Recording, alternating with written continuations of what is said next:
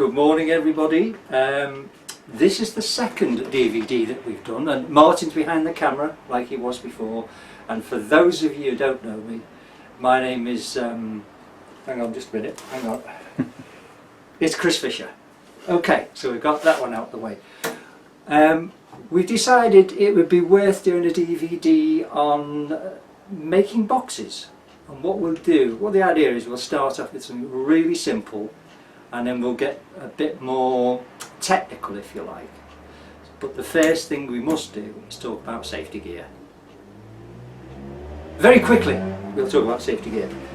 This is the minimum. Glasses are the minimum.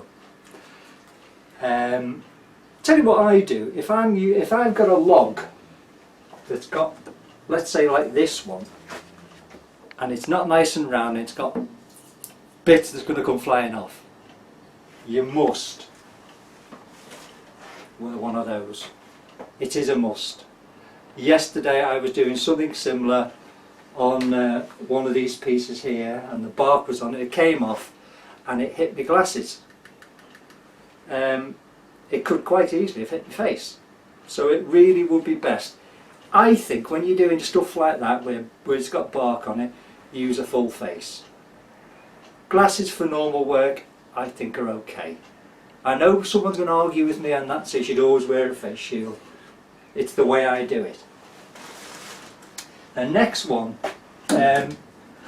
equally as important, next to extraction, and over there on my other lathe I've got an extractor above it, and this lathe usually goes over there and there's extraction over there. Really important.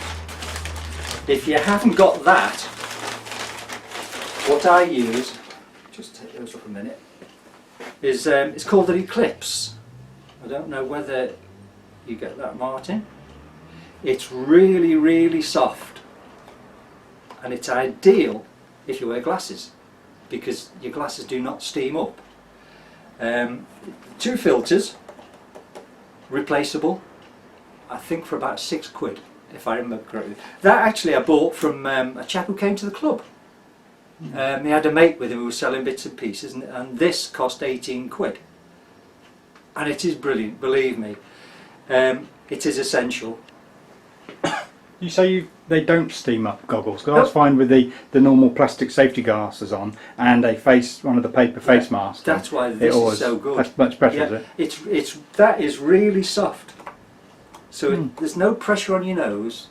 To be honest, it doesn't go all the way up.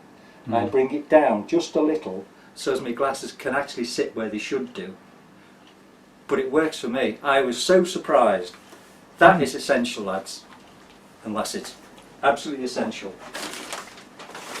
But we don't wear them at the club, and I won't wear them now because you won't hear what I'm saying. Well, actually that could be a blessing in a way, couldn't it? I expected you to come back there, Martin, but you didn't. Right, safety. That was wasn't it? I've made a list of what to do. Yeah, safety equipment, face mask. Is that all right? Is that clear? We covered the safety bit. Tools. Tools. The next one.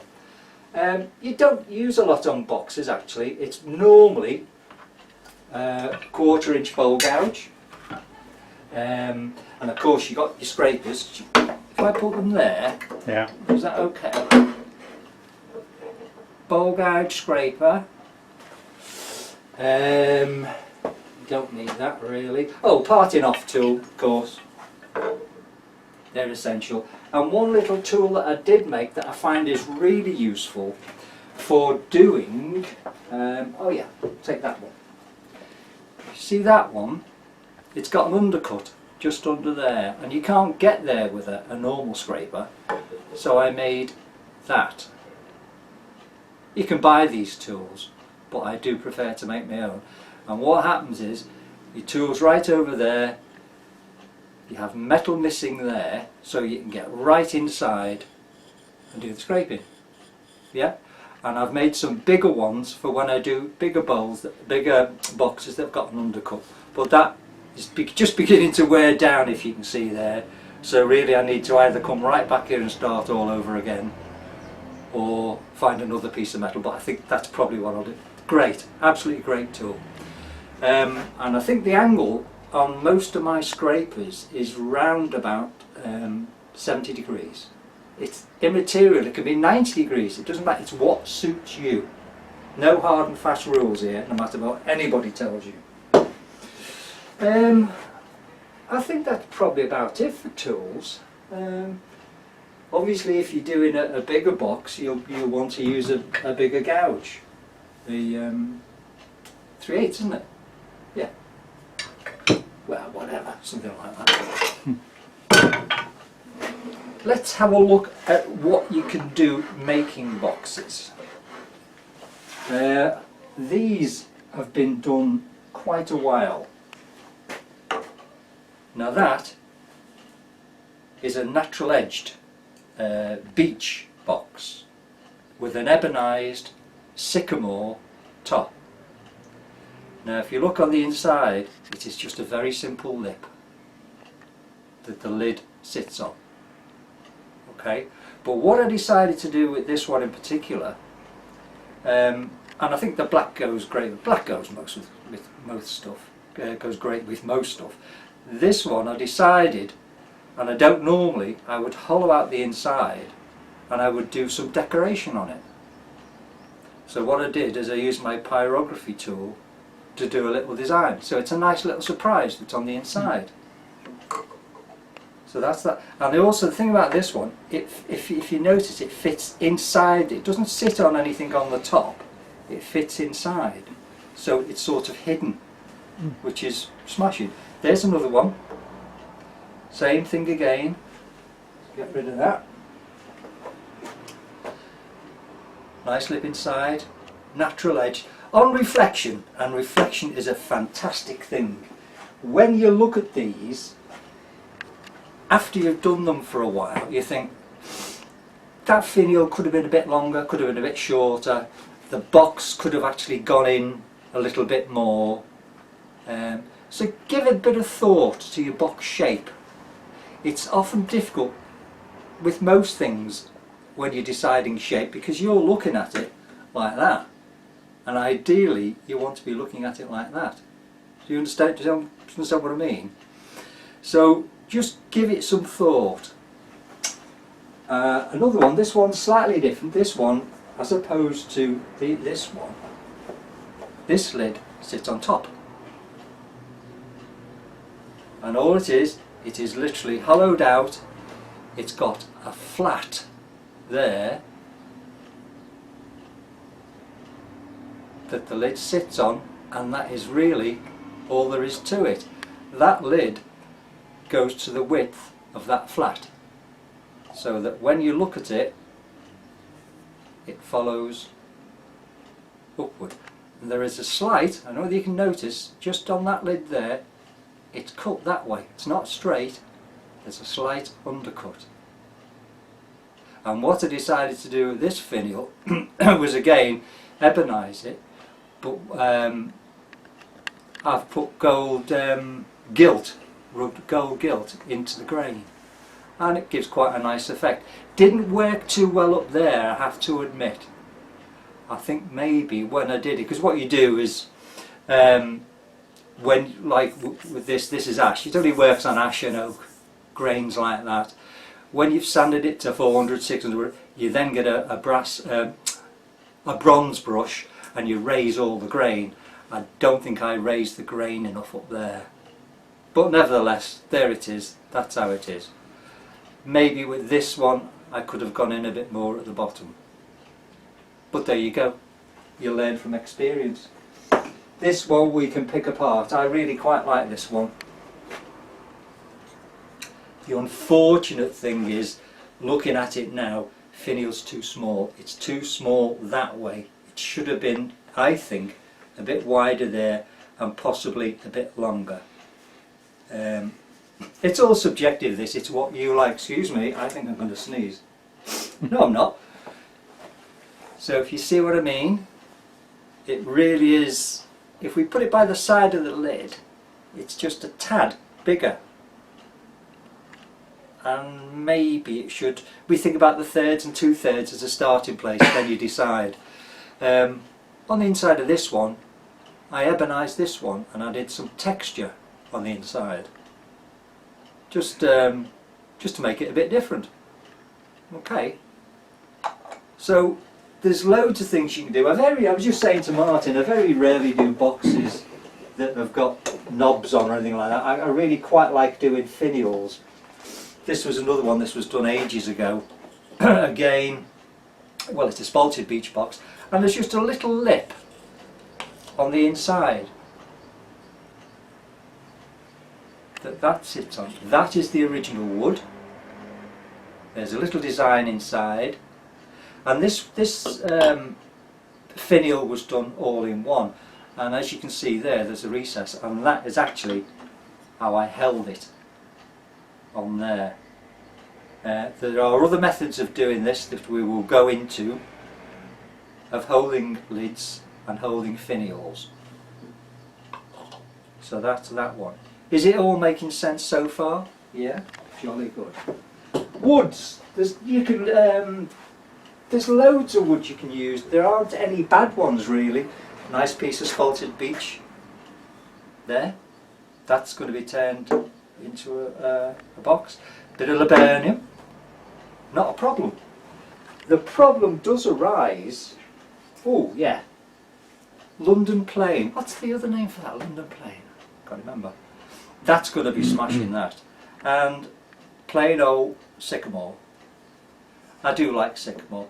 The only thing you've got to consider is, if you're going to use a finial, think about the wood you're going to use for the finial. A close grained wood like sycamore or beech is absolutely ideal, but it may not be what you want. If you're going to do a finial out of a spalted wood like that one, which will look it'll look fabulous if it comes out. Unfortunately, when you turn a finial, because of this grain, it's all over the show. It could snap ever so easy, and it has done for me in the past. And it really is disappointing because it's a nice piece of wood. Just think about what you're going to make the finial out. The box is not so important, but that is. I mean, if we were to turn that down and make a lovely finial out of it, it might work. Then again, all your work that goes into it, it might not. So that's your woods to think about. Anything else there? Martin, anything else? No. There's some I did finish because I wanted to see how they came out. There's another box, but this box is made out of ash, and again it's got the gilt pushed into the grain. I bet you when I put that back on there, that is not going to be round. And that is a nice piece of beech. Nice shape. I don't actually, this is me all over, I don't actually mean to do this. I start with a piece of wood, rough it down, I hollow it out, and I know I should leave it, but I've got to do, it's one of those things, I've got to do something with it there and then, and that's what I've done with these. Right or wrong, that's what I've done. Your wood preparation, over there you can't see it, but I've got a load of boxes or things that are going to turn out to be boxes. And all I do is I turn them and I hollow them a little bit. So I take the centre out, and all that is for is just to relieve the pressure and let the wood settle. Let the wood settle, and then I can put the once it's settled, then I can put the shoulder in. But it needs to settle before you do anything. So in other words, rough it down. Drill a hole down and put it to the side for 2 or 3 weeks or whatever until it stops moving. Then you can finish it. Then you can put your hole in there ready to take the lid. So that's really all I think I can say about that. So in other words, you don't use wet wood. It's got to be dry. Drill a hole in it. Take the stress out of it. Let it dry. Maybe give it a general shape. Doesn't really matter, in my opinion. Okay. This, where's it gone? Oh, we had it there before. I think this is the simplest type of box you can make. It's square, it's going to have a round top on it, it's going to be parted off, job done. You can take that a stage further by making this lid deeper so as you can actually do something with the lid. So let's do something with the lid. So if we put that piece on here,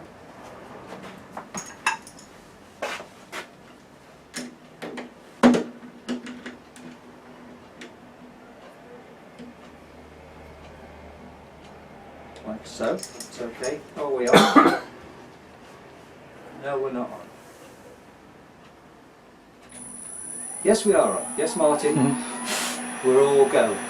So you've literally just taken the rough wood I didn't between want to centre. show No, that. we've covered that under our previous DVDs, haven't we? Square piece of wood, Square piece of wood. round it down. Give a little bit of thought to your box. Do you want a small box? Do you want a large box? Do you want it down here? Do you want it up there? Do you want a large finial? Do you want a small finial? Do you want just a knob on the top? Do you want it to shape up like so?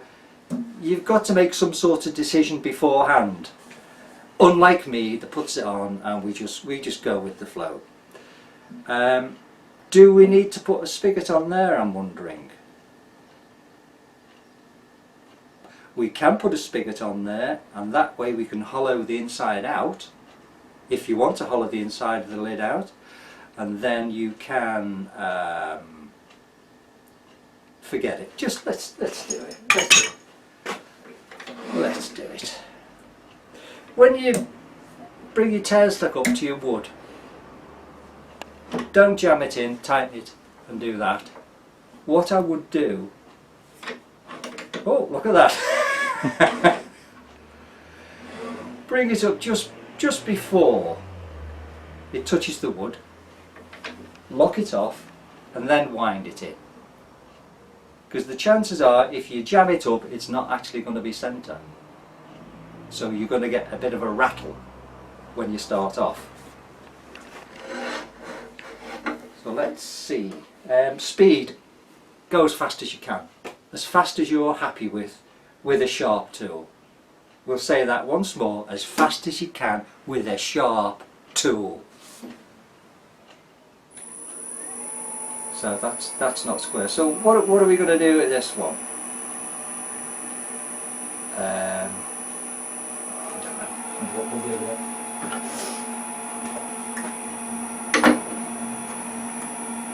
Let's turn the speed up. We'll get it back to round before we do anything.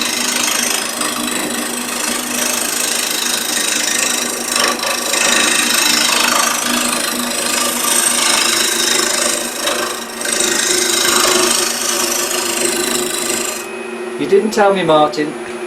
Safety goggles. Glasses.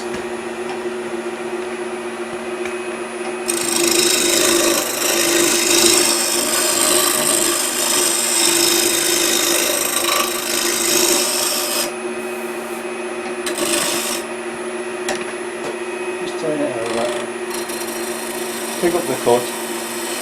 Do a nice thin cut. Handles down. Bevel's rubbing. It's a thin cut.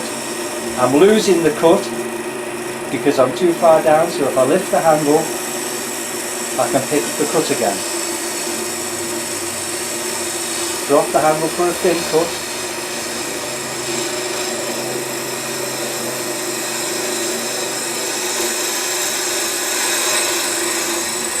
As you get to the end, slow down because you don't want to go skating off the end, do you? Into your chuck. There you go, like that. Tell you what, I know what we'll do. I know what we'll do.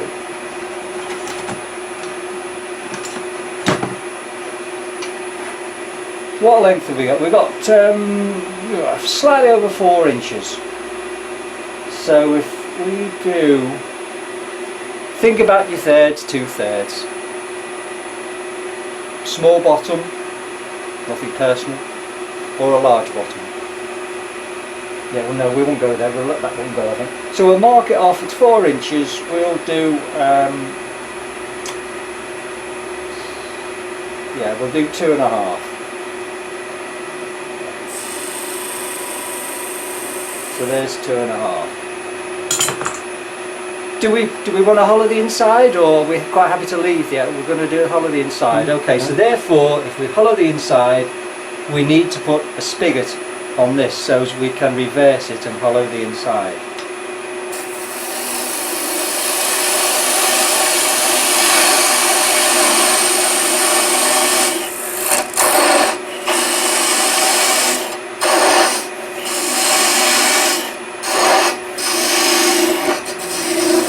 Now I know I need a spigot to be about 25-26 mil to fit at the best, to get the best grip out of that one. And what I did was I found an old pair of these, they're broken, so I've marked it off at 30. Now I know I said 25-26, but that difference between 25 and 26 and 30 means I can actually square it up. And I've got a bit of wiggle room, so I'll make it slightly more than I want. See, they're old ones, and what I did was I've taken them off and I've glued it up so they're always permanently at that. And of course I've rounded off those edges there. Yeah, okay. When you're making your spigot, you don't go straight in. Drop your handle and raise the handle.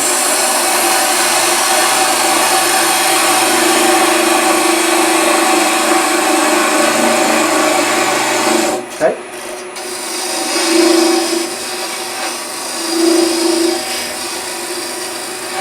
Let's have a look. A bit more yet.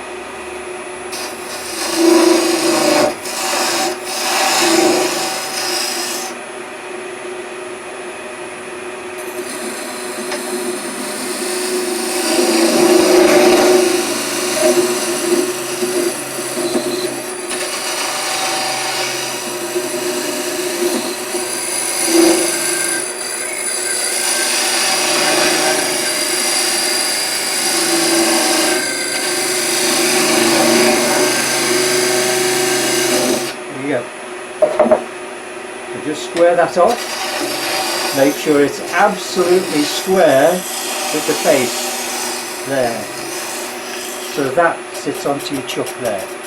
Okay, that bit there. Right, so the lid, now we know where that is, so what we do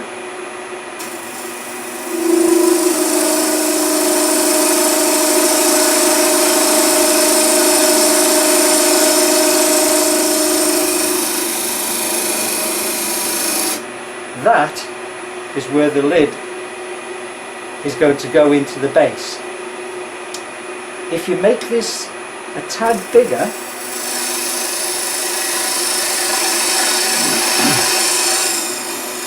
like so, and then we get a thinner parting tool, and I don't know whether you can see this, Martin, would it be best explained on, yeah.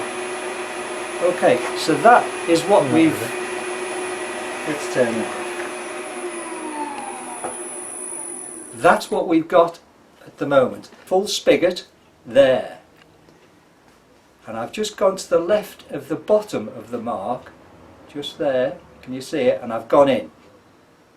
So now I can then part the whole thing off.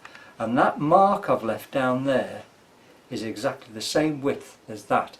So in other words, it's, I hope you understand that. It tells me where to cut the hole. Okay, so I've got a straight side. So that is what I'm going to do on here. Now, the lid will fit absolutely flush, won't it? You know, when all this is taken away and it's hollowed out, that will sit right next to that. What you could do, instead of doing that, is just do a little cut there, so as when the lid comes down it actually sits on there and leaves a gap underneath it. Not only is it decorative, but if there's any movement in your wood because of that gap you've created, it won't show up. Are you, does that, are you with it? Do you want to walk? What about if the you're trying to match the grain? That is a problem. You don't do that then. Yeah. Although it, Well, actually, if you think about it, you're going to have a gap between the lid and the base that could actually take your eye away from where the grain doesn't meet. Do you know what I mean? So in other words, instead of the grain running absolutely all the way down, you're going to have a little gap in the grain there, but we know it won't actually match up because you've just put this little shoulder in there. Let's do it.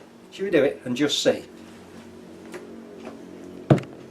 Okay, I think you might need to come round the walk this way.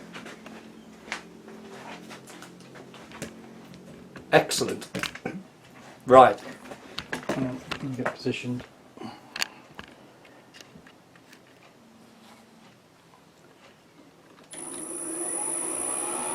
So if I just open that up just a tad more. Right. Now if I cut here, I'm going to leave what they call a registration mark on that bit.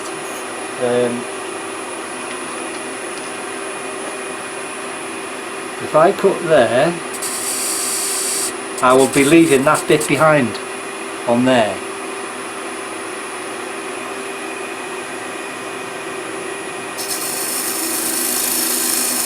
Can you see that little bit I've left behind? Yeah? So now, that's the lip, and you only need a small lip that's going to fit into the box. It doesn't need to be particularly big.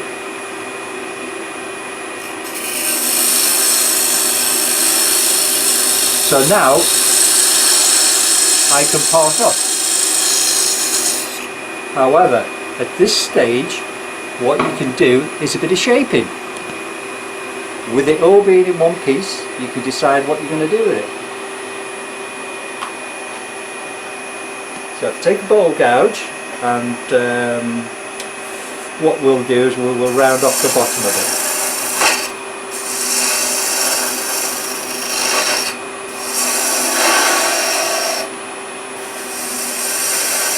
Another thing you should consider, when you've done the box, are you going to reverse it to take the spigot off? If you're not, you have to leave some space there to part it off. So let's say I'm going to part this off. What I will do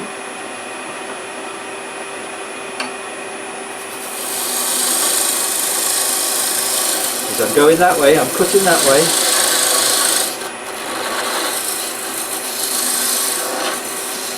So that's how I can part it off now. I needn't reverse chuck it. You know what I mean by reverse chucking, lads, don't you? And that is, it's like that. I'm going to reverse it that way to take the spigot off. You can do it that way, it's not a problem. This is just another way of doing it. Right, shaping, that's what we're doing. With the right tool. So,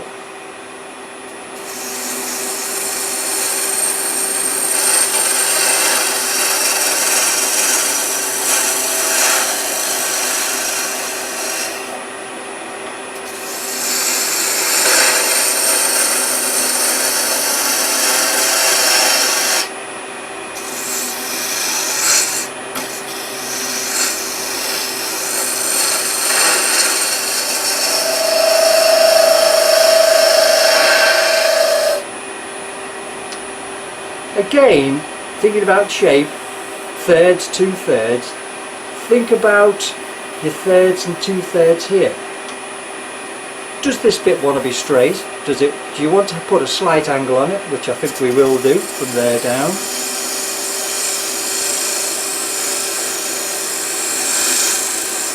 We're about a third of the way down. Do you now want to go in? Should we go in? Should we continue it down to the next third?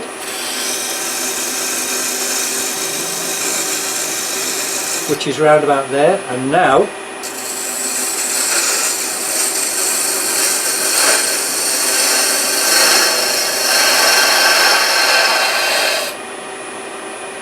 just move that in a bit more. I know, turn it off.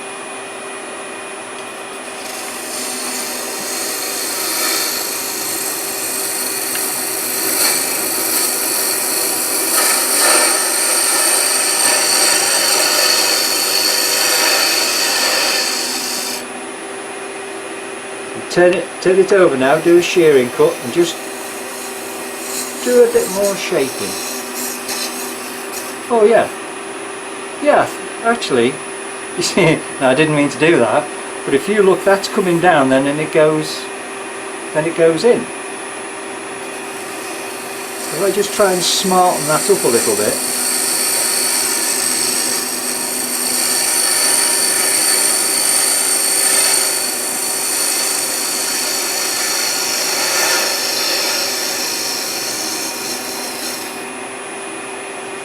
Yeah, I reckon that's okay.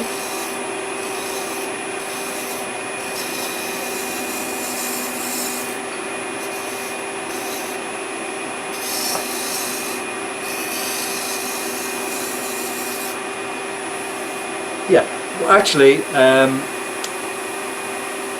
we'll make that a little bit thinner, but I think we'll do it when we've hollowed it out. We'll leave a bit of weight there to give it support, okay?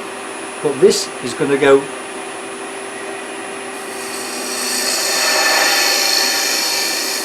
much further in. Yeah, I reckon that's going to work. We'll leave that for now because we're going to be sanding it. We'll work on the top now. So, I don't know, what kind of a top do we want? We're just giving it a general shape, we're not doing any finishing yet on this.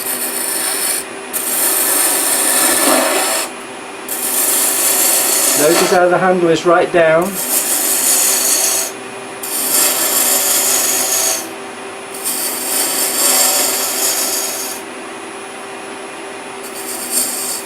What do we do? No, don't like that. Tell you what, let's go in.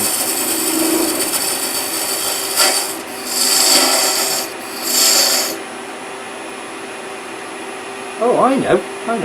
See, you can't plan this. This is the bit. This is the best bit. You're messing about.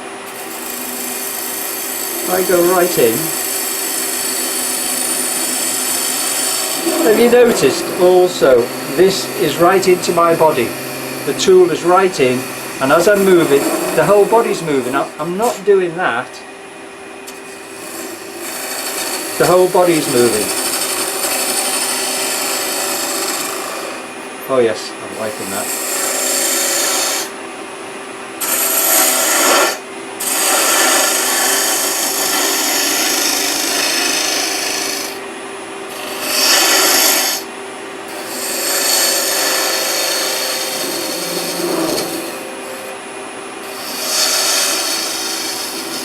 Oh yeah, that's yeah, okay, so that's going to fit on top there.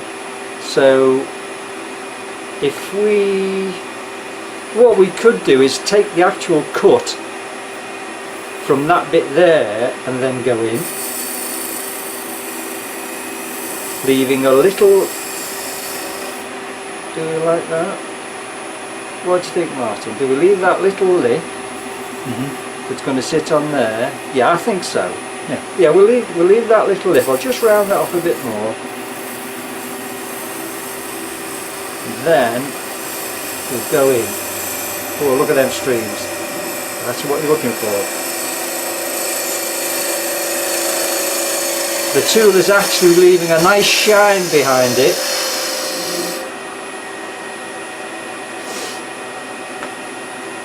Yeah, I think that's okay. Yeah. What we must make sure that we've not messed anything up here. And we'll make sure those two surfaces, these two here, are level.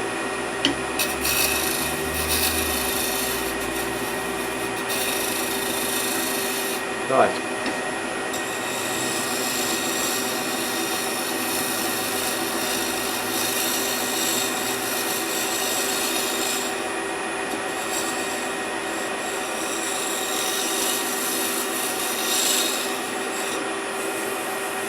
Smash it. Don't think there's anything else there now. Excuse me. We'll hollow out the base now. Yeah? Am I doing it in the right order, do you think, Martin? Yeah. If I was on my own, it wouldn't matter. Right, so what I'm going to do now is part it off.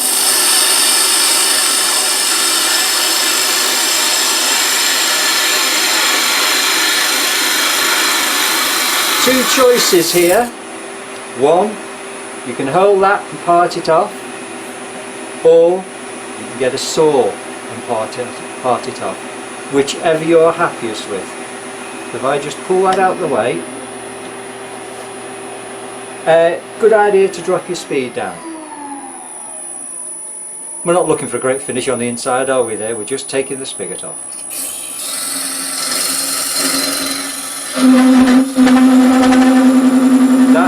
That noise is because there's no support there.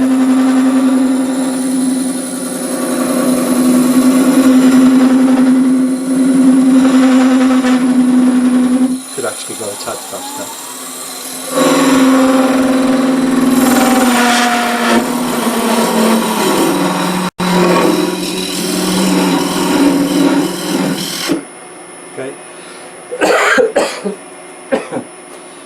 You wouldn't be coughing now if we had a face mask on. Right, so there's the registration mark. Just there. That's the bit we left behind so that when we do fit the lid, it should be a perfect fit. There's absolutely no guarantees on this, but it should be a perfect fit. Oh, you can hear that. It'll be Jimmy Clues phoning up for help again, I'll bet you. Is it Las Vegas? Right, I think we can remove that now.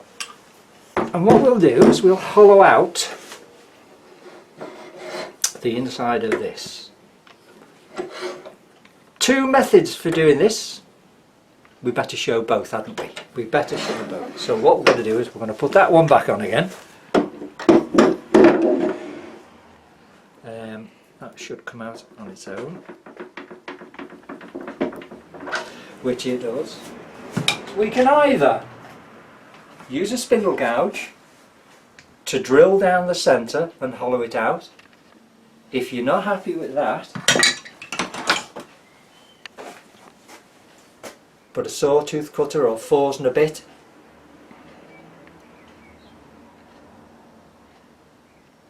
Okie doke.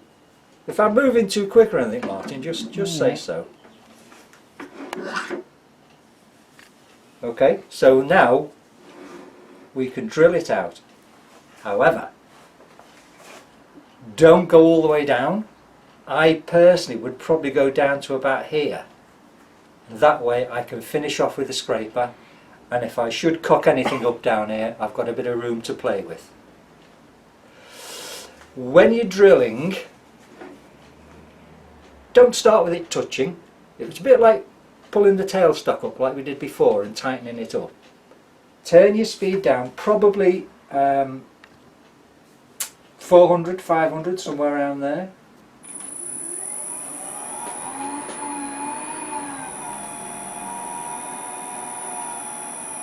I can't see. Yeah, that should do it. Lock it off.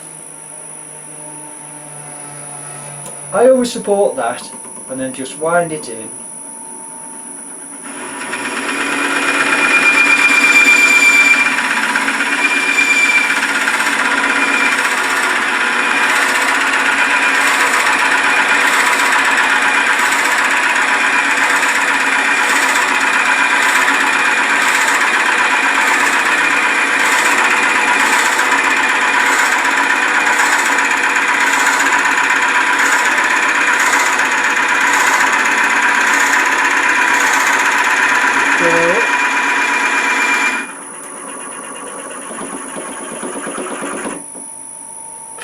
You're getting heat building up there already.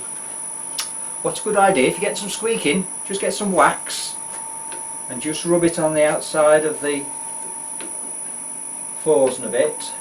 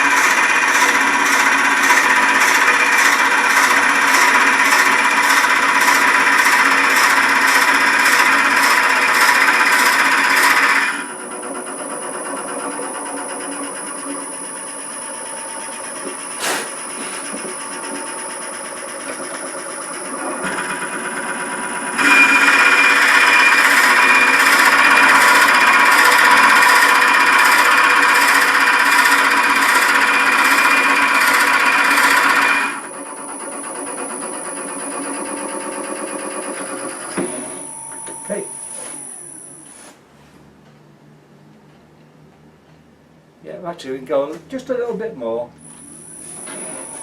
You could mark your depth off on here, of course, if you wanted to, with a piece of tape or a pen.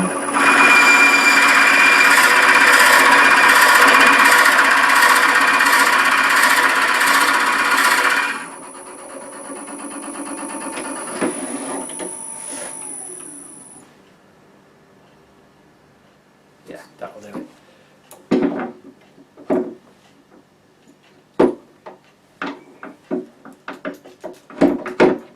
That doesn't want to come out, Martin. Where's the knockout? Oh, there it is. Knockout bar, just there, sir. Thank you. There you go. Get rid of that now. So there you have your hole. And there's the lid. And if you marry them up, we want to be cutting just there. And that is what we'll do first.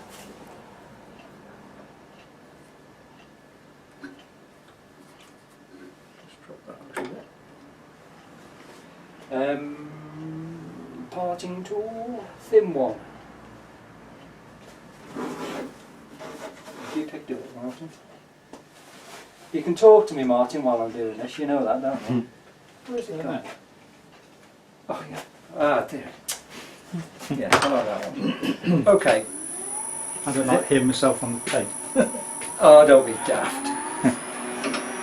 Too high. You want to be cutting on centre or just above. There you go. Make sure you tighten everything off.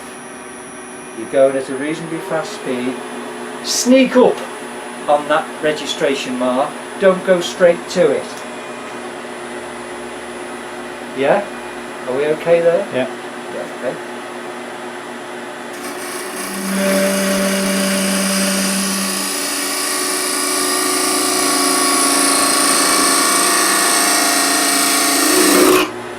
Right. If we just get rid of those bits out the way there.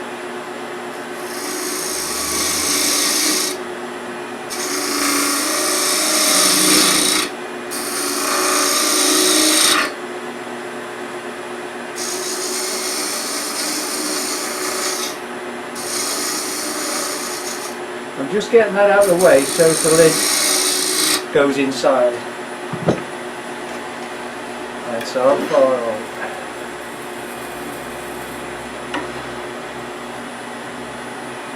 Do you want your lid to be a tight fit or a loose fit? It's your decision. We're not going to go into it. Well, there's lots for and against. I think my view is you've got a box, you want to get in it, you want to lift the top off, get at what's in there. If you want to show how good you are, you can go for this, like a vacuum fit, isn't it? That they put it on and it slowly lowers itself onto the lid. If you want to show how good you are, yeah, that's great. I want a box that can do that too. Also, the other thing is I've seen some boxes at the club and elsewhere where the bottom of the box is square. Now, it's my view that if you've got something you want to get out of the box, your finger goes in and it comes up the side and you're able to pull it. If it's got a square bottom, whatever it is, your Viagra or whatever, can just get stuck in that corner, can't it?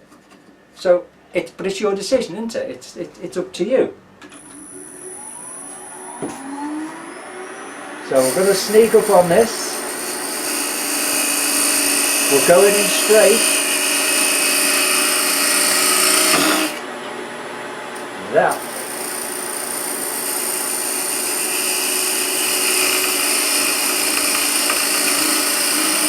So I think now really you can probably appreciate why your wood should be dry, because a couple of hours time from now that will move.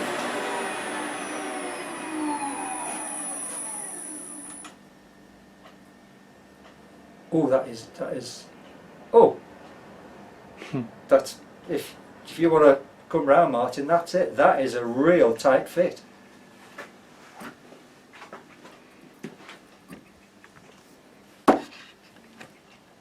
So the registration mark works. It's a help, isn't it? Normally, that would have probably taken half an hour for me to do. It's really quite fortunate, really. Right. I suppose we should we hollow it out? Do we need to waste the time doing it, or is there any point? Oh, do you know? What do you think? Do you want me to... Oh, you're not looking at me, are you? Do you want me to hollow it out? Of course we do, yeah. Yes, we like a finished product, Chris. Oh, right, okay. Okay. Right, I'm going to spindle gouge now. This one. Hang on. Sorry. Yeah, spindle gouge. That is too low. Okay, because it is below the centre line. So what we'll do is we'll lift it up a tad. There you are, we are just above. Now what you've got to think of also is your handle is going to be down, so look how high I am now. So really, I was probably okay there. So when the handle's down, I'm cutting on a halfway line. Yep, okay. Turn it on. Full speed. I will do draw cuts.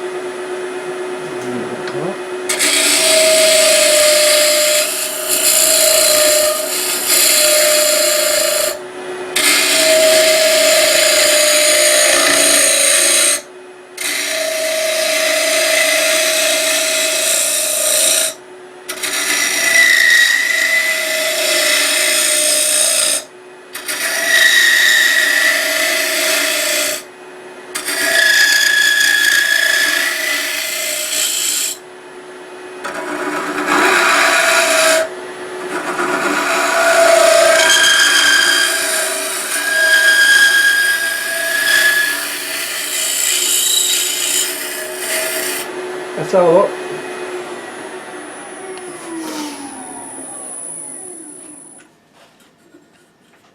Yeah, wall thickness needs just a little adjustment. I've gone perhaps a little bit too deep round about there, so it's coming out a little bit here. I can't really adjust that because that just fits nice. So you really could say I've cocked that bit up, but well, we get around it. It's a design feature. It's a design feature. Like the way you're working. So we'll just take a bit more out of the bottom there.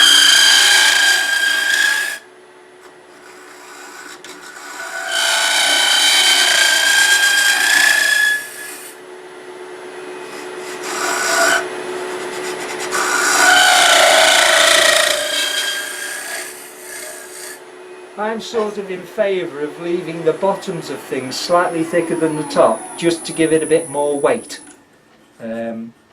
That's ready for scraping now. So I will go to my round scraper, which is nice and sharp.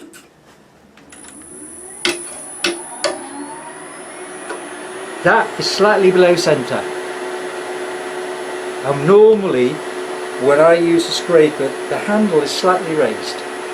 Okay, so instead of it being absolutely like that, I raise the handle.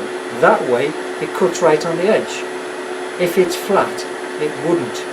Well, it would, but it does increase your chances of a catch.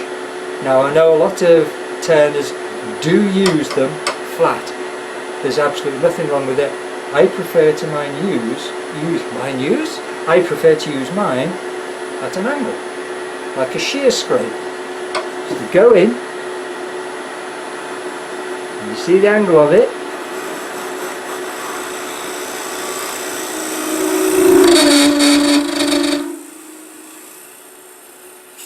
I'm keeping away from the lip because the lip fits perfectly.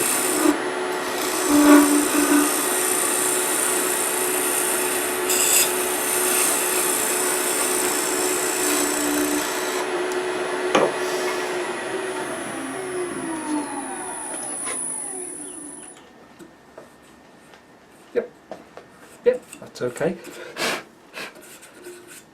This is when you will sand this. You'll sand the inside. I'm not going to bother sanding the inside. About this lip, that is perfect. We know it is. I can't make that any wider, can I? Because that fits exactly right. So consequently, this is where I decide, do I want a loose fit or a tight fit? That would work as a tight fit, if that's what you want. I don't. So what I'll do, just get a little bit of 240.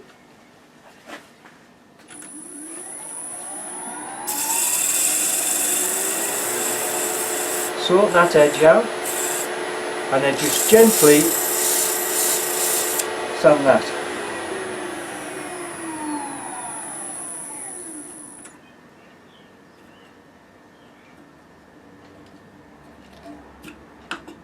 That would be a superb fit if I was going to do a finial and I wanted the finial fitting on the box. That would probably hold it, because that is really quite good, which is quite remarkable for me, to be honest. There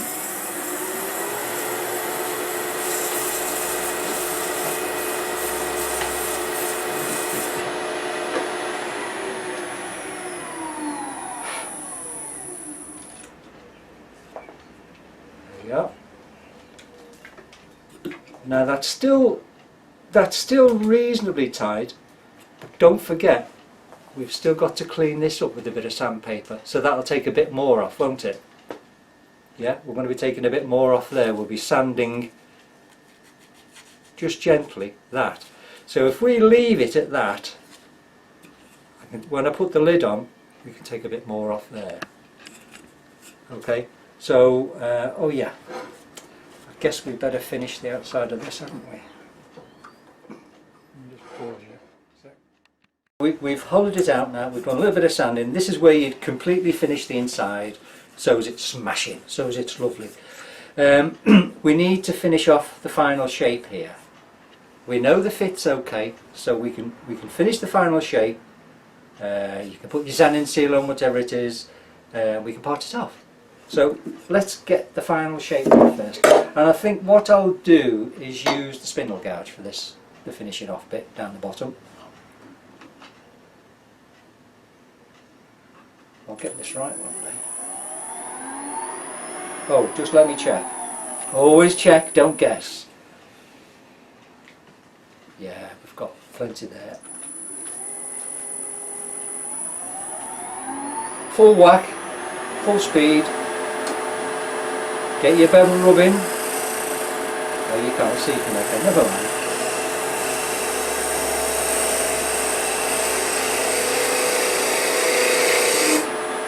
Do is we'll just get rid of, because it's going to be in my way.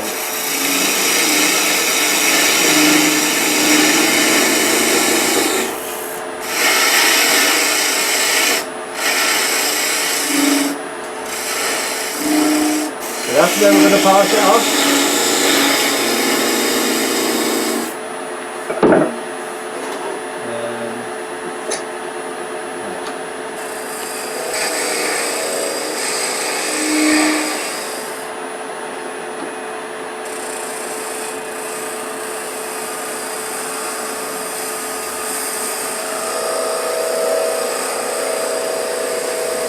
Can you notice the whole body is moving as well, not just the tool?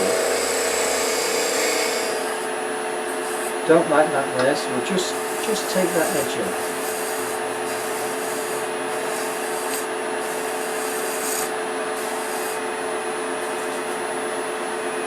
I think we need to go a bit thinner.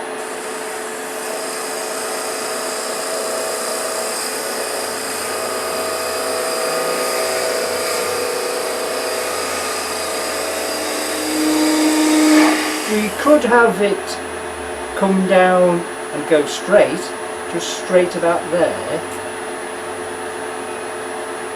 but I don't think so.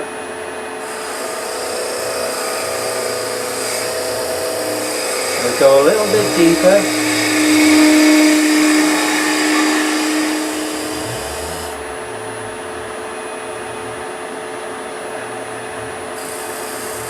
Get really thin cut, really nice, so there's very little sanding to do.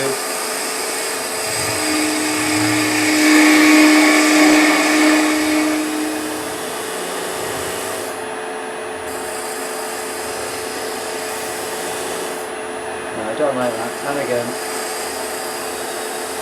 So the whole body is going to my right to get a nice curve.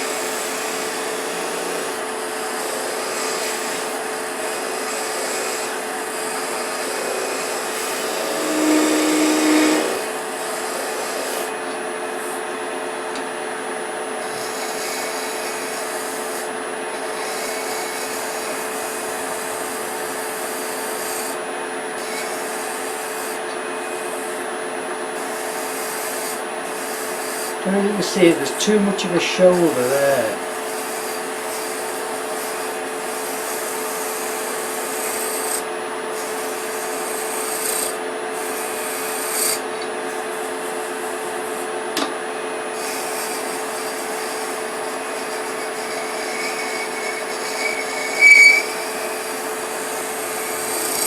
Okay. Tell you what. Good idea for sanding. Did we show this last time? Okay. Listen up, lads. Rotary sanding. This is an Axminster one. You can buy the discs to fit on there, but I use the stuff Rhino grit from the club, and it's Velcro backed. And I cut it into 2-inch, slightly less than 2-inch squares. Job done. If you don't want the corners on, you can obviously just cut them off while you've got it on the tool. I like the corners on. Cut them all up, and I've got, can you just spin round and just show on there, Martin? On that little box. I'll be there in a minute and get past. What I do is I cut all my sandpaper up and it's all marked off in these little boxes, so I'm not, when I want sandpaper it's there, I'm not messing about. So if I want 240, there they all are, already cut up. Now as far as having them to hand, coming back again, I made this, well I didn't actually make it, somebody else made the MDF wood, I've got my chuff and fluck rod. That, turn it around that way, all this is a piece of MDF with some Velcro stuck down it, and I've got 120, you can see the markings, 120, 180, 240, 320, 240, 320, 400, 600. I've got one over there by that lathe, and this sits over here. So consequently it's a case of ripping them off and putting them on. Can we have a round of applause for that, Martin? I think that's pretty damn good. Thank you so much. Thank you. Yes. Sorry I have to mention it though. Unfortunately, it's not... where's it gone now? Oh, you know, this is typical of me. There. Right. You can't... Well, we might, maybe we could get in, we'll see. Something else to consider. If I had a bowl on here, and I was sanding that, the outside is going to be spinning a lot quicker than the inside, which is going to be virtually standstill, isn't it? But we're using a smaller piece of wood, so consequently, the more you go in like this, the slower the speed is. So if I was doing something like that, or maybe something like this, I would probably run at 700-800, somewhere around there maybe, for sanding. But this is smaller, so I can afford to go a bit higher. So, 1 on 1,000 there. Let's see what happens.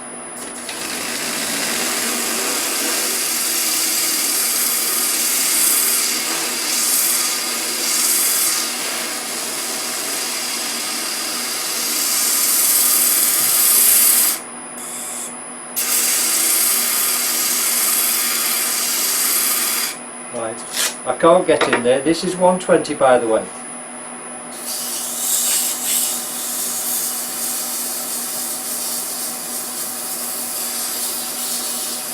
Oh, tell you what I didn't show you. Oh, while I'm doing this, Martin, fourth drawer down in that box there on the floor. Can you manage? Yeah, if you whip that out, mate. The whole thing. Yeah, great. You know when you stand in the insides of something like this, or something a bit more like, say, that one where you've got an undercut, you don't really want to be putting your hands in, your fingers in there, do you? So what I did, we'll get this finished in a minute, won't we? I made these things. Let's get rid of that. Get rid of that. Right. You know the brush sets you can buy from these places where you get about 4 or 5 brushes for £1 or £1.50. These things. Mm-hmm. Yeah. What I did is I plucked all the hairs out of it, and I stuck some Velcro onto the plastic. Cut the sandpaper up into little strips, or any offcuts I've got. Something else. Where is it now? Oh, the box on the top there. Sorry, Martin. This is all. It's off the cuff, isn't it? This is all the bits of sandpaper.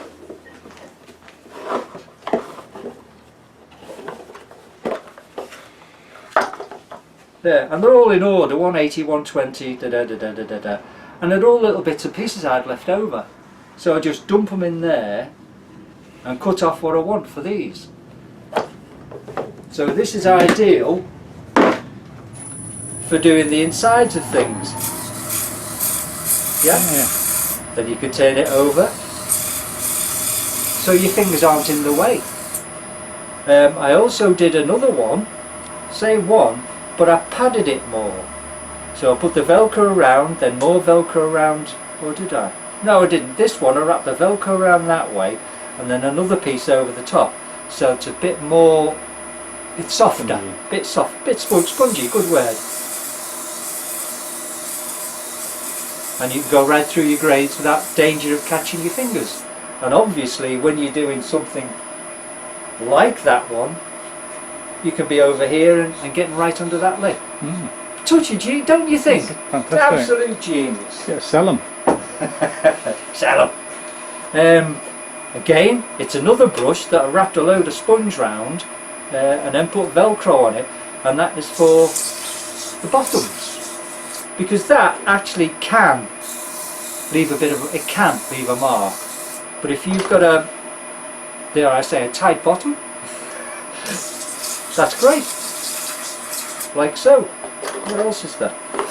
Oh, I made some thin ones as well for when I do the cutout work in the piercing, and they will go inside with sandpaper on inside and sand the piercings down. Yeah, there's another one that sandpaper will go around the outside if you've got a long side.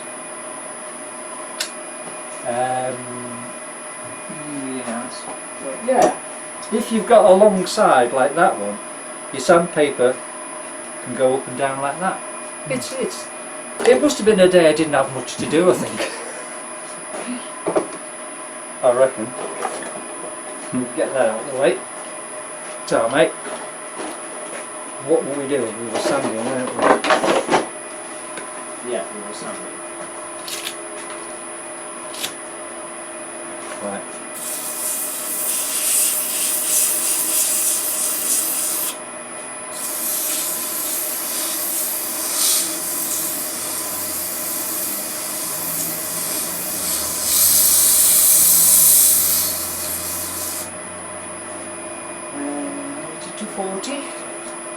I'm not going to spend any time on this because, quite frankly, when I've done the lid and put it aside, it's going to move.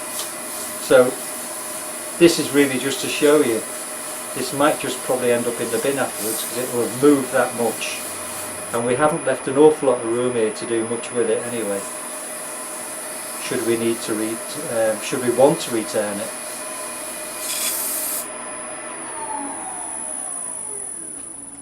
Yeah, it's going to have to do. I'm not too bothered about that. Right, we're going to part it off. So we've pretend you've done all your sanding. What you could do, if you're just going to use sanding sealer now, you could finish all that off, finish the whole thing off, put your wax on, whatever you want to do with it, and then part it off and just treat the bottom, the very bottom bit when it's done. So there's no point to me putting the sanding sealer on it, not really. Yeah, need that.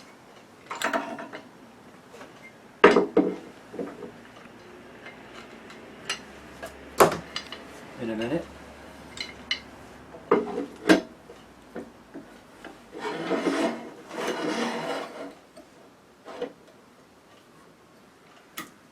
If I was going to do any decoration or pyrography or airbrushing on this, I wouldn't take it off now, because that spigot is great for holding while I'm doing the work on it. Yeah. And the other thing is, should I make an utter cock-up of it, it can go back in the lathe if I leave the spigot on it, and I can sand it all down and start again. But I know a lot of you don't do any embellishing of any sort. So I'm going to part it off now.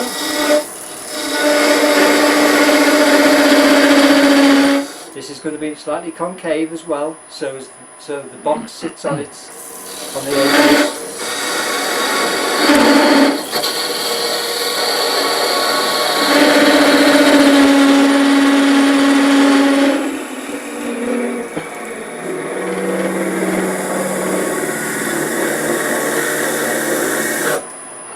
Okay, so there you have it. There's that. So what do you do about that? Tidying that up? Well, Chris will show you now. I think we may have done this one in the last DVD, I'm not sure, but we'll show it again anyway. Oh, there it is. Right. What I did, take that out, was I turned a piece of wood to go in there, cone shaped, drill a hole the same size as, that's no good, pull that out, the same size as the shaft. So if you can imagine that's in there, I drilled a hole in it and I glued that in there. You've got your pieces of sandpaper already cut up, so that is how you take the nibs and you tidy up the bottoms of your bowls.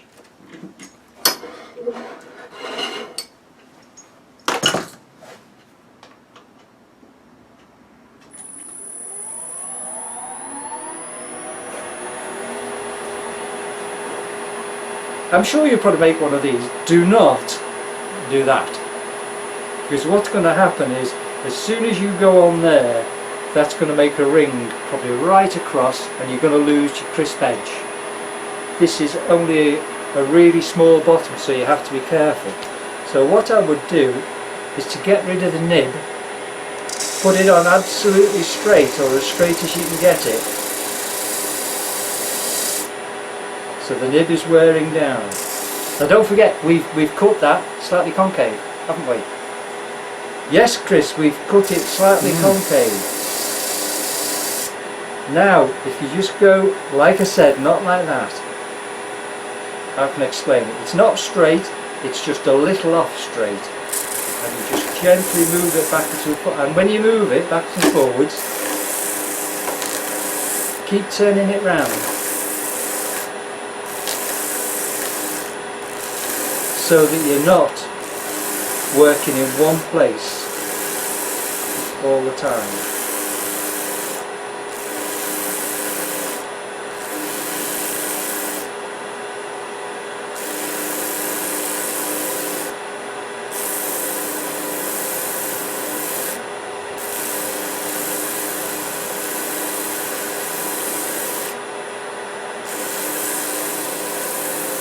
And once it's gone, if you really want to, you can work through your grits.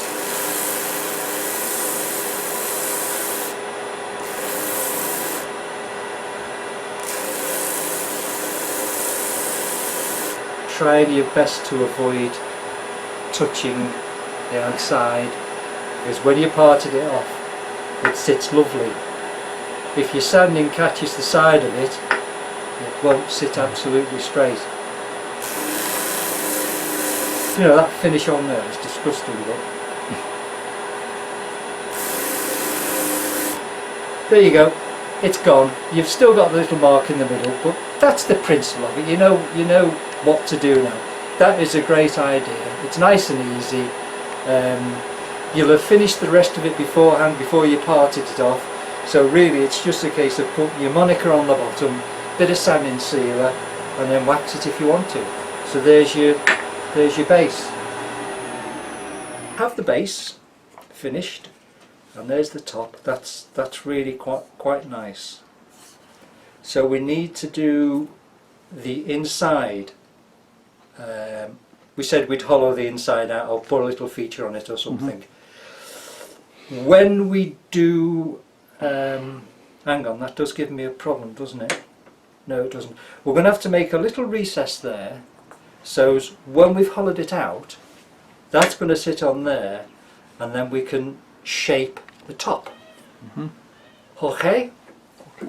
Now what I need to do, and you need to do, is find out what your recess should be before you do anything. And I reckon that's probably going to be about right.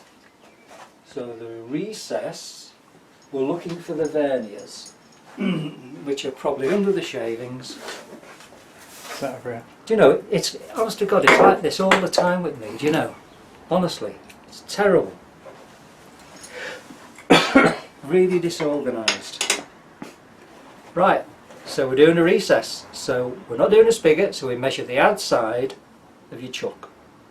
And that is 35, 36, 37. So we look for a recess on the inside of that, 37, so we can put it back in there, expand it, and then shape the top. We don't want to go anywhere near anything else because it all fits perfectly. Right, yeah, here we go. It's looking ridiculous, this, isn't it?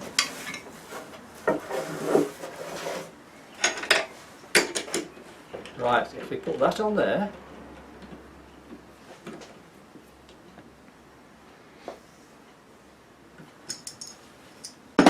and we're looking for 35, 36, 37. So if I tighten that off, bring that around.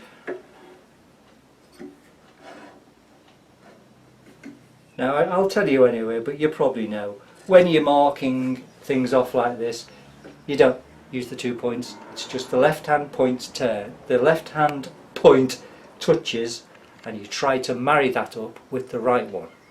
Okay?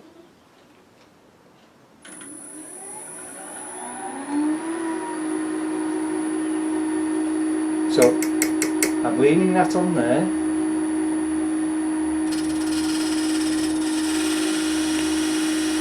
Well, my God, look at that. Gone. Do you know I'm usually terrible at doing this? Honestly. Well, thank God something's gone right. Right, so before we do anything, we'll do the recess. That's a little bit high. I just need a little shoulder. With plenty of room at the back. What we've got to remember is when we do shape the outside of the lid, we don't cut into the recess.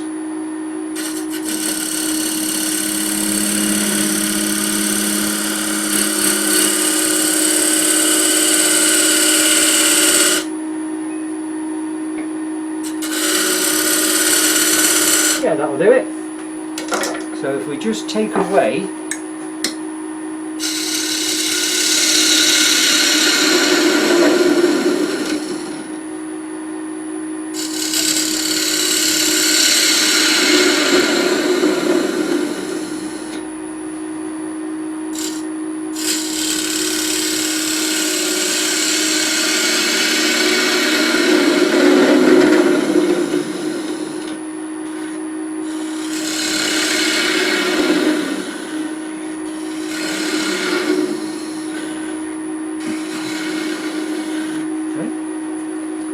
do. Round nose scraper.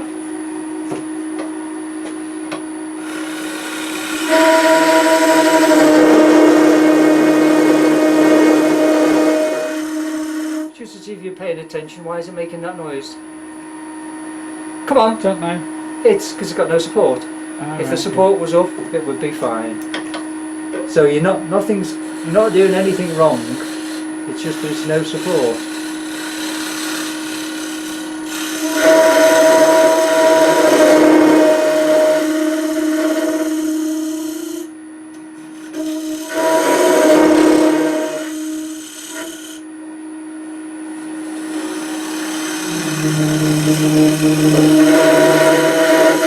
Have you noticed how this is basically staying in one place? And I'm marking that.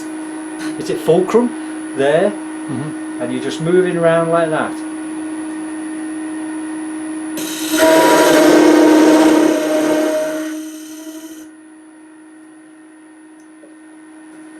Just a little nib in the bottom there.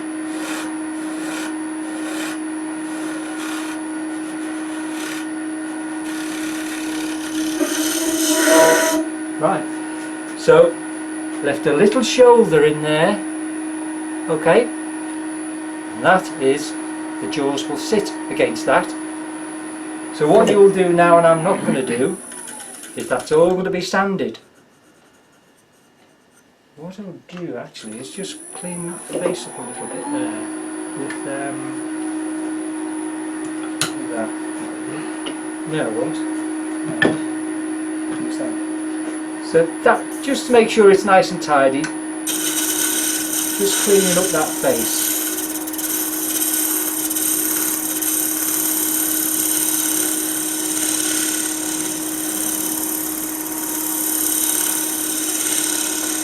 And of course, this is when you would do your sanding.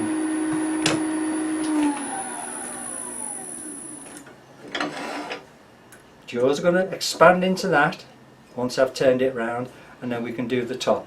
So all this is going to be all sanded, or you're going to sand it. What we didn't do, do you remember? That shoulder there. Now we know it fits. We know it fits great. Yeah. Now that thumb is still sore. We just need to take a little bit off there. And not only just take it off to make it fit properly, just to make sure that it looks nice, that it's a good, it's sanded well. So really I think 320 is, because we don't want to take a lot off, just want to take a little bit off. So I'm just going to do that shoulder there and that shoulder there.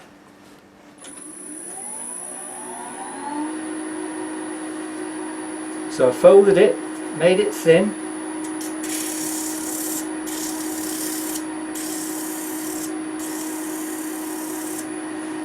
Don't do too much.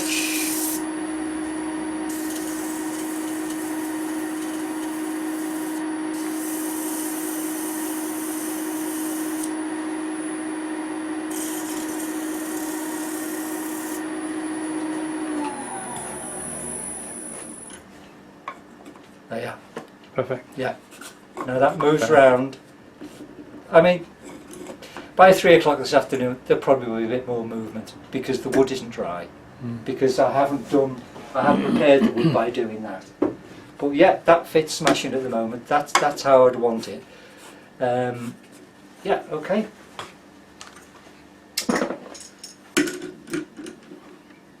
So I'm going to turn it around now.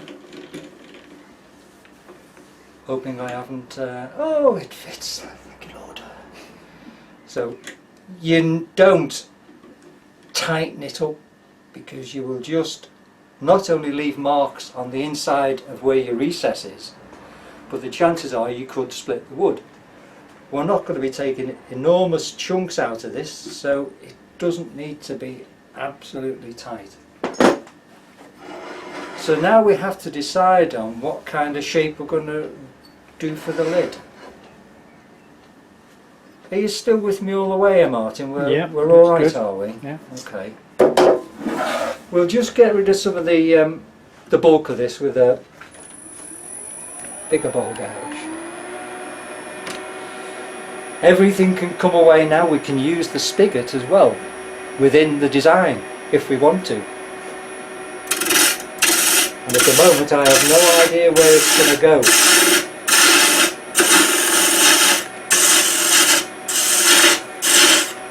I do know it'll be, it's going to go to a point, or at least that. You know what could be done with this, which is entirely, yeah, thought about it now. Tell you in a minute.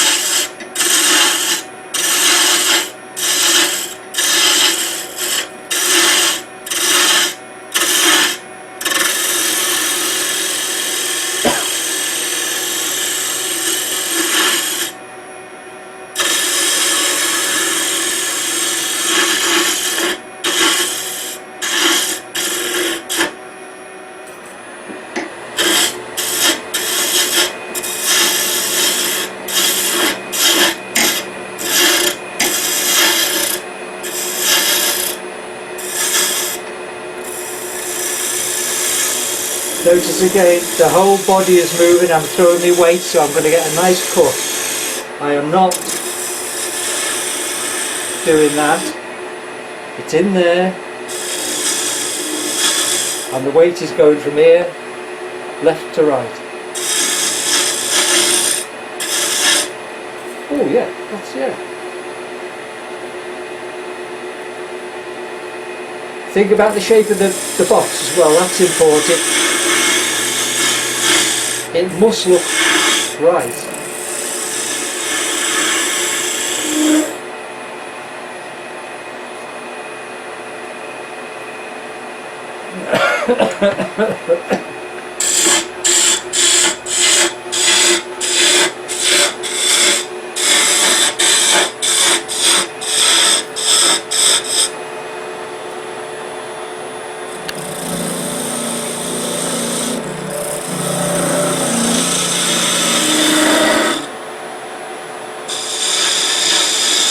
You know, there's just so many possibilities with this.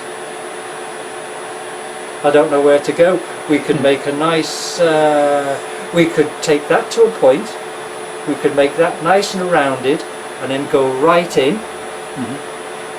So as you've got like a little knobble so as you can take the top off. You've got to think about taking the top off as well. If we did the design where it went like that, straight up to a point, it would look great, but it's not ideal for taking the lid off.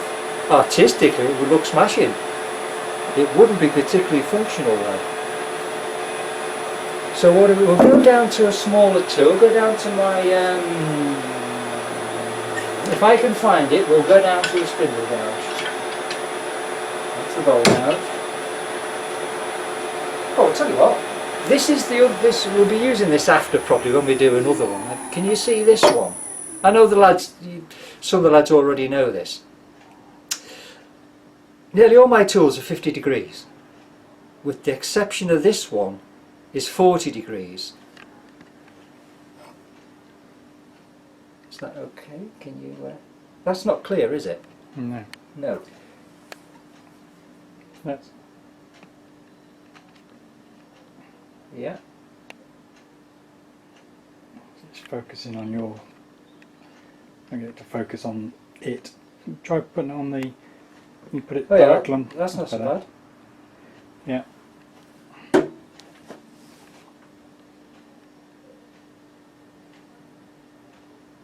Yeah.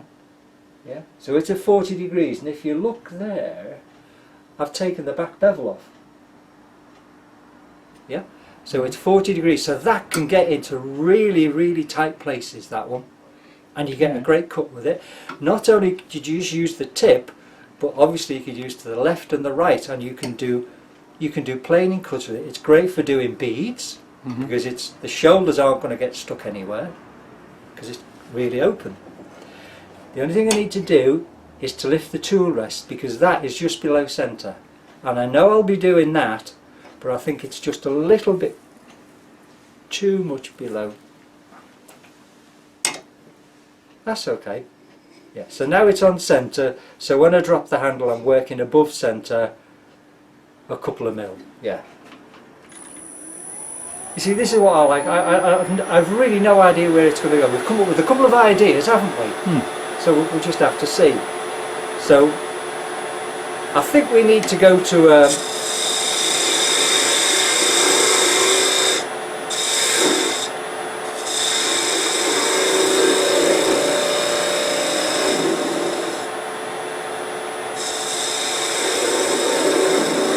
you've really got to think about the width of it as well. It's got to look right with the box no matter what we do. So we'll just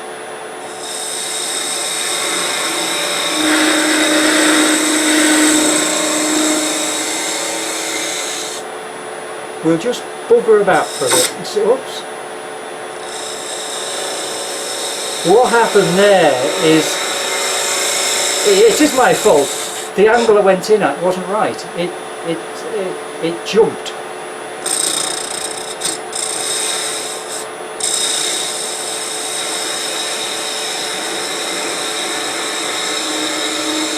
You know, so when I came down there, can you see that? When I come down, I'm moving a bit.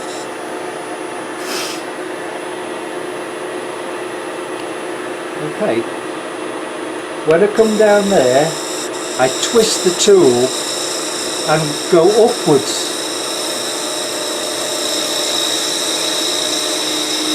To the middle. And I can do the same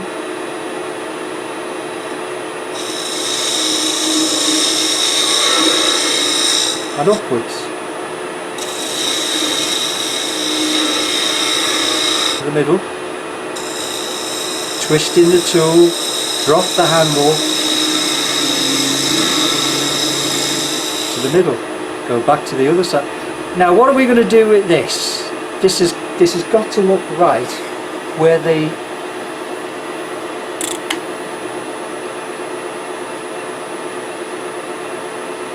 don't know. I really don't know. It's a piece of wood, mate. It doesn't matter. It's a piece of wood. So to find the bevel, are you still with me? Right. To pick up the cut, rub the bevel and just gently turn. Yeah, turn it over. There it is. So whether you can see it, let's get rid of them. Get the bevel, turn it. There it is. There's the bite. And then move forward.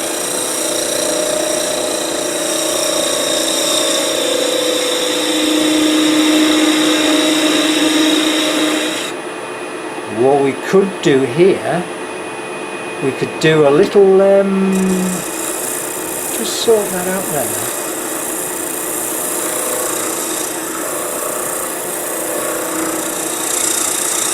Think about how thin that is under there.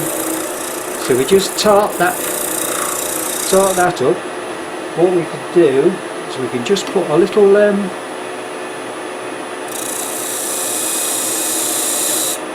do a little V. Sugar. Now, I'm used to a 50-degree angle. That's a 40-degree. I think my muscles must have said, do you know what I mean? You're used to one. I should have been more over here. Because the bevel needs to go the way you want it to. Sorry, it wants to go in the direction. And it's, oh, see, look what you've done now.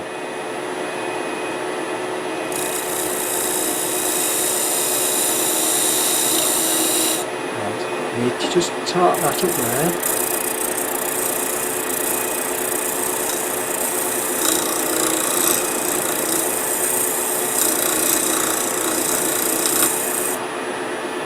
Okay.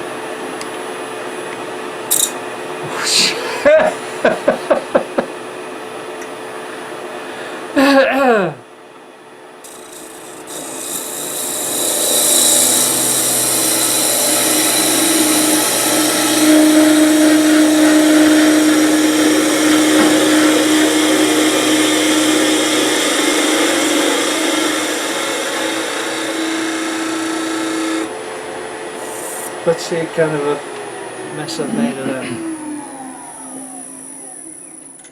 Oh, we have made a mess of that, haven't we? Okay.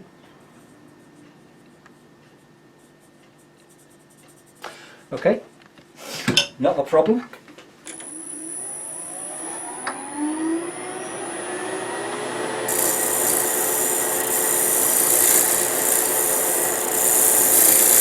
Do you know, I bet you they're all laughing their socks off now.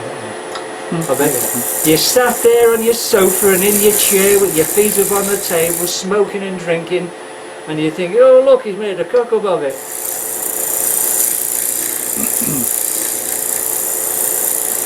It's how you can recover from these Well, mistakes. yeah. Well, it just proves it doesn't work for every. It doesn't. No. It's Nothing not a big goes. spiralling digging, is it? No. There's just a little bit on the corner there that I haven't got rid of. Oh, and there. Okay, we're all right.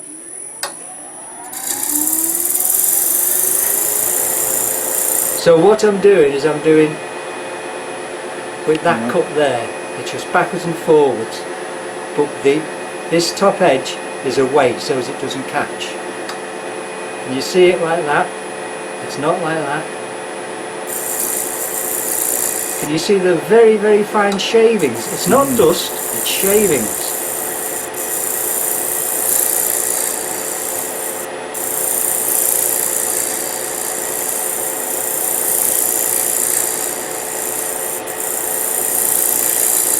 Now that lip is getting thin now.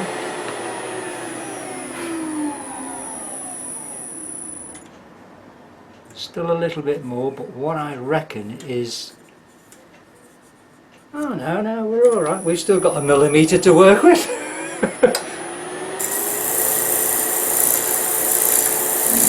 That little V cut that you put in, could you do that also with, say, like a point tool or skewer or something like in that? all honesty, Martin, I should have done. Why I even attempted to do it. Let me show you what I would have used. This is a copy of, and I think one of the Turners brought it sometime. It's the copy of Cindy Drozda's what she calls a vortex tool. Yeah. Now where are you going to get the best? Go there and I'll There. come to you. Okay. Now if you look at the top of it, there's my pencil. That really there is the most important bit. This doesn't matter to it. That is the important bit. It is slightly concave, ever so slightly concave. It can be flat. It doesn't matter. This is concave because I did it on the grinder. If you turn it round, it is completely round. So in other words, that's your bevel, basically. So if I was to put that on there, like so, I actually could get a cut with that. But what we do use it for is really on finials. Have we got one there? Yeah. If you see this finial here, are you? Yeah, you got it. If I put it on the shavings, is that better still? Yeah. Oh, fantastic! That's Look good. how arty that is. That's brilliant. Good. And what I do is I use this to make those marks rather than the spindle gouge. Safer. Well, yeah, quite honestly, yeah. I mean, I really should not have done that. I shouldn't. Yeah, so that, I mean, that is it's very simple to make. Put it on your grinder, sit it in the saddle and just literally move it round like that till it's nice and round, and then put it on your grinder like that. Something like we did with your other tool.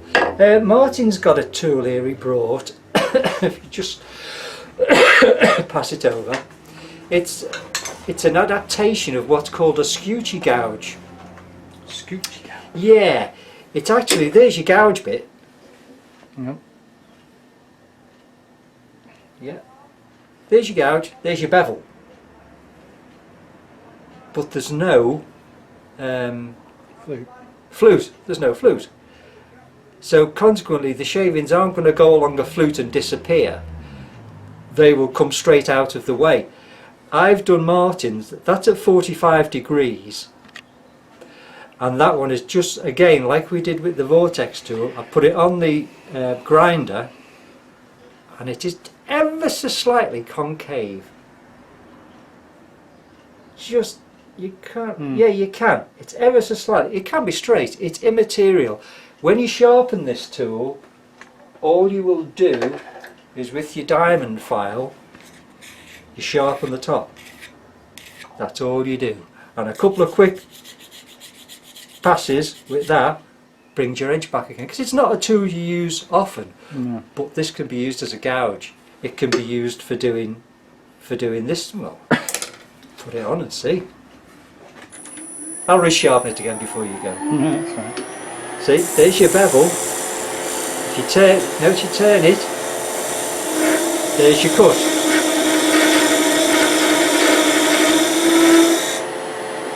Same the other way. Make sure your bevel's rubbing.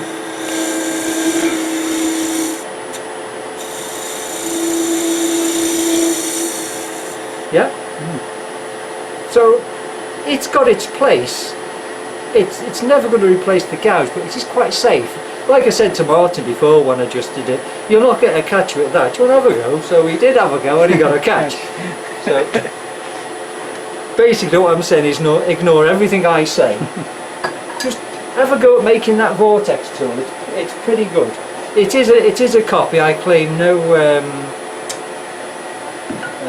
whatever. I shouldn't be allowed out.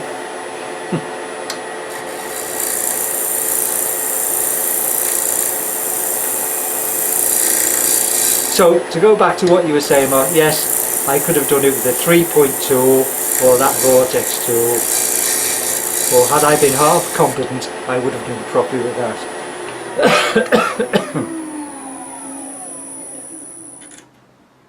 Yeah, that's got it. So really and truly that just needs sanding now.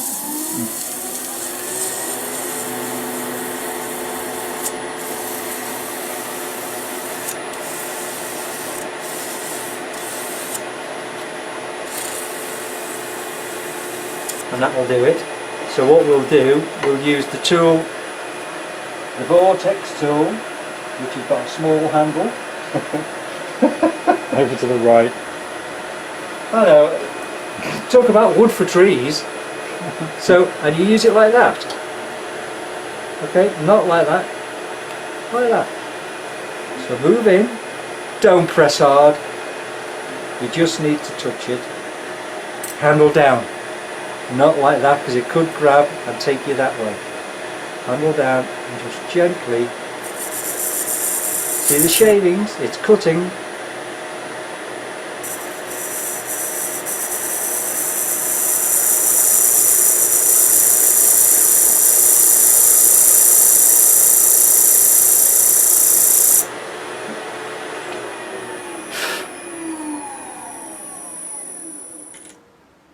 So that it gives you the do it, don't do it, whatever, doesn't matter.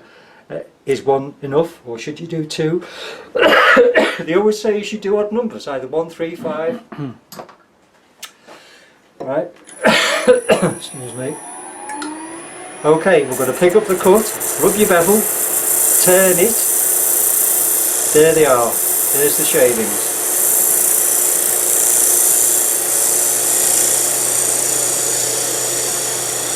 Notice how the whole body's moving to my left. Turning it over, in.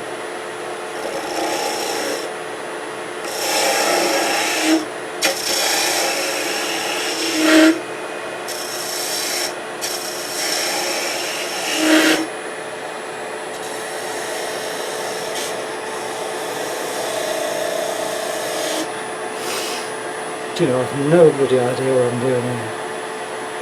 Any suggestions, Martin? That wants to be thinner, that's for sure. Yeah. Should we make that thinner first before we make any other decision?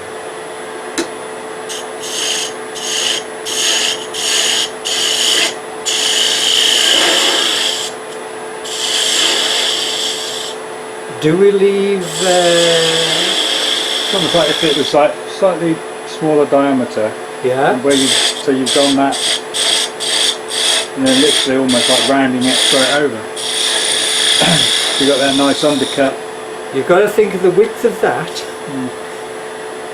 Does that, will it look odd if that's bigger than that? Or being a knob it wouldn't, would it? Do you know what I mean? Normally you would do that shape, wouldn't you? A cone shape.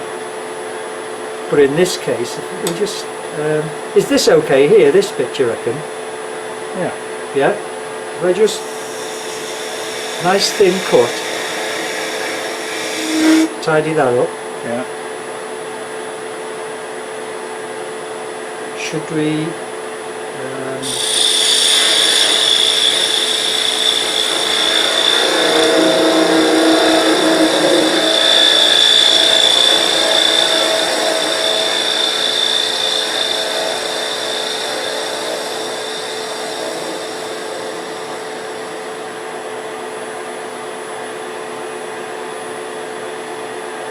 too thick, isn't it? Do you not think it's too Chunky. So what do? Do we take this more to a point? Do we take that in? Do we take that in a bit? Leave the flat there.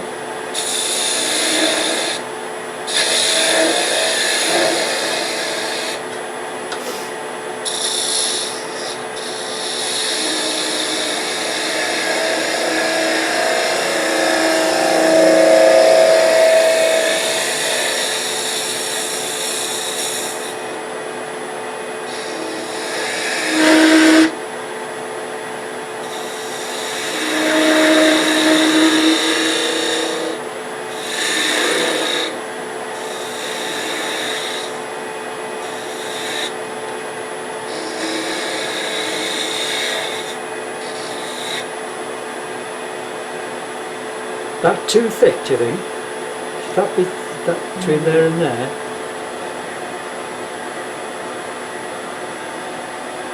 Maybe a little bit, but not.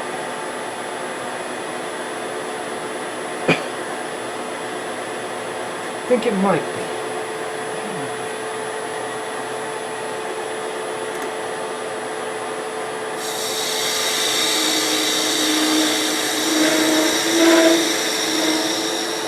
I think that's better. Right, what are we doing with up here? Because that looks bloody awful. What do we do?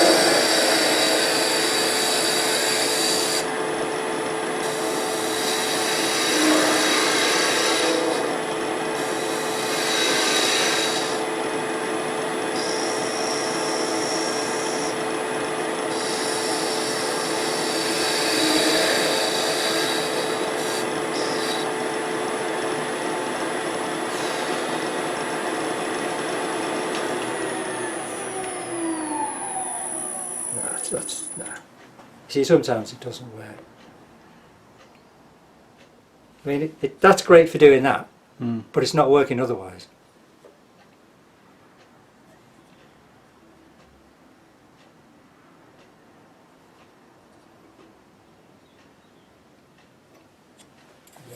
What about if you just take all that, keep this tip, Yeah. right, and then make that into a, so it comes up to a smaller thin finial type This thing. take that thinner. So Take some of this away. you end up with that little tip, and then it comes down into Oh, okay. a, I more see what like you a mean. finial type. Okay.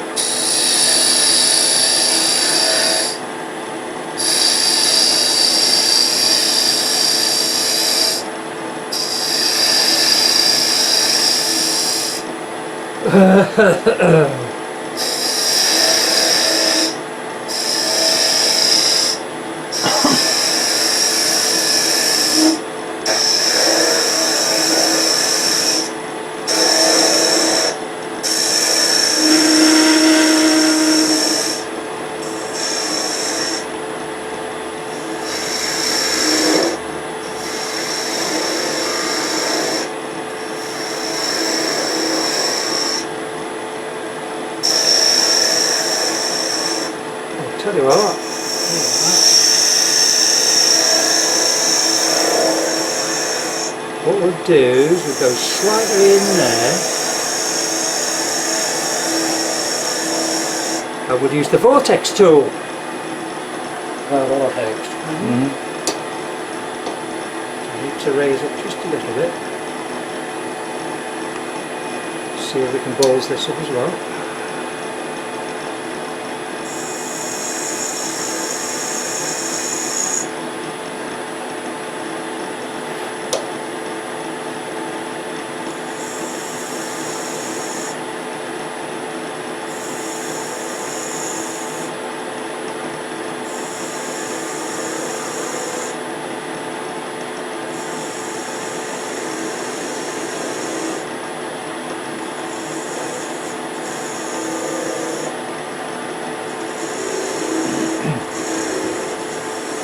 You know, it's taken a lot longer than I thought this was going to take.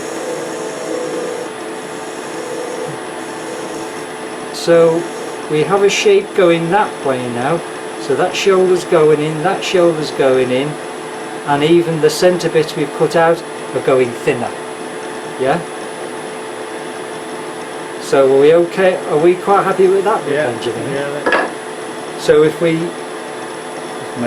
sweep this now, sweep that down to the other bit. And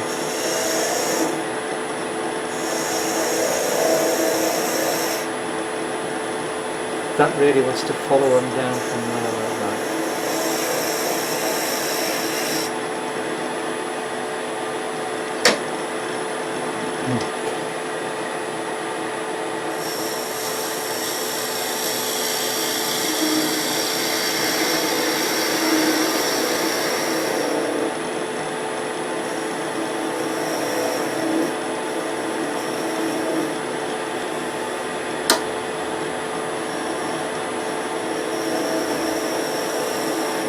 I'm losing that needs sharpening now. Go back to this one.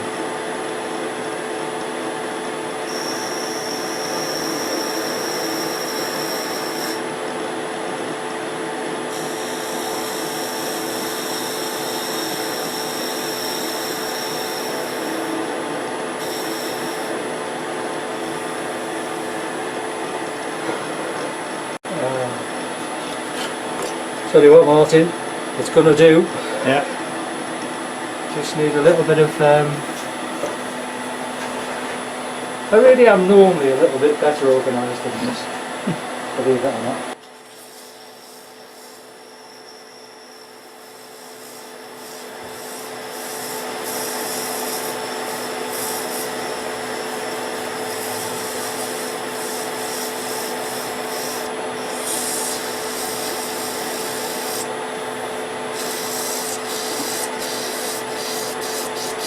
Yeah. Tell you what would be good if we just, you know, that joint between between the lid and there, that joint there. If we could just, yeah, I know. That last little cut. Yeah. Just a little. Let's sharpen it off. Yeah.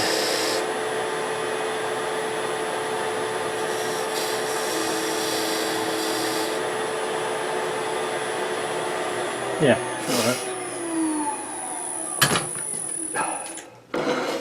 as we said, with finials there's so many different shapes, and you can you can go. there's nothing sort of right or wrong, really. The thing is little cuts and often. Yeah. Because you can't put it back. I can't believe it took that long. So, Yeah. down there. Put the lid on.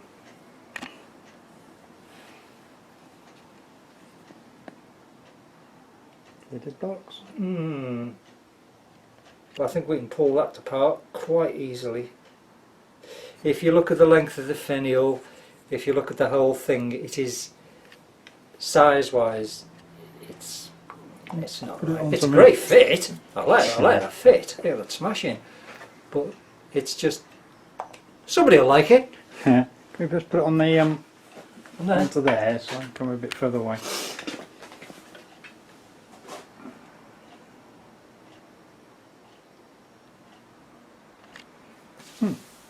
Yeah, it's given everybody the idea, and you can see how we buggered about with the finial and that. But it's great fun. I love doing that. Yeah. Okay. Right, we've finished this one now. So what we're going to do is we're going to move on to the next one, and that is we're going to do a 3-part box this time. We're going to do the base, then we're going to do that piece, and then we're going to do the finial separate. We've shown you how to do that one, so you can make that one into a finial, a fixed finial. This one is if you're wanting to use a contrasting wood. So this one has already been turned, this box. I think that's round. And what we'll do is we'll make a lid, we'll shape the lid, and then we'll have a finial on top of it. So in other words, you could do that one and that bit out of sycamore, and the finial could be out of a contrasting wood. I don't think you want more than 2 woods. I think 3, if you did that one of a different wood, then you did the finial out, it would look too much. So I would stick to 2. So we need to make the lid for that.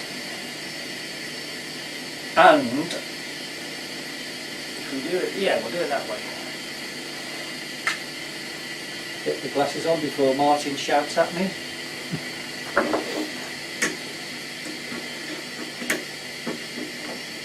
I hope you all understood the first box. It felt a bit off kilter to me, but there you go. Right, so put it where you remember it is. It's going there, Martin. That tool's there. I shall want a little ball gouge. So what we're going to do is we're going to make that fit in there. So we need the measurement of the inside of that. Here we go again. So there, next to... That's the fixed there's one, mate. one next to you. Do you mean this one? That one. This is the one, Martin. That one there. Right.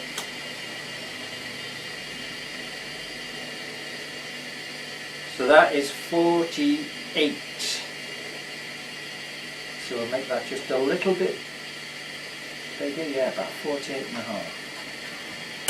Turn that round. Do I need that? Don't think I need that, do I? I need that.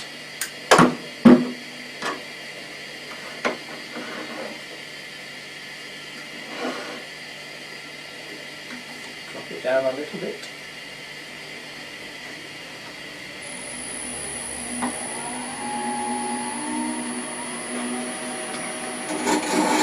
So we're just going to get rid of this.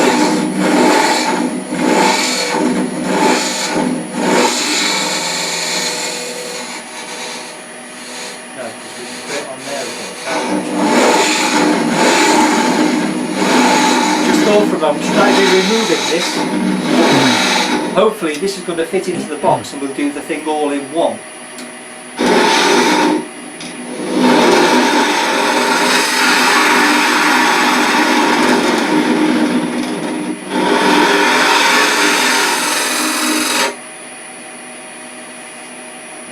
Be a bit better than that.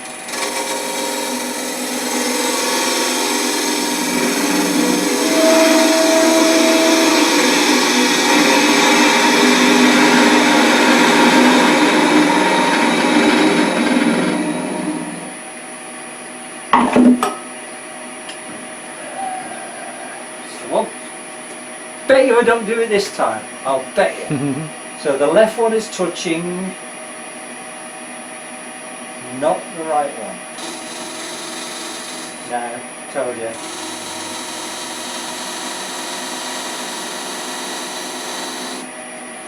Alright. So this is going to be the bit that fits that way. So I can just imagine me cutting the right one, cutting the wrong one rather. So that one's right, okay.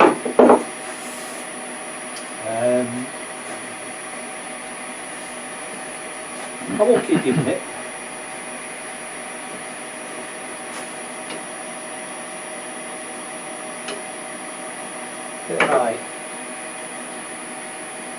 a bit closer. Always have your tool rest close to your work as you can.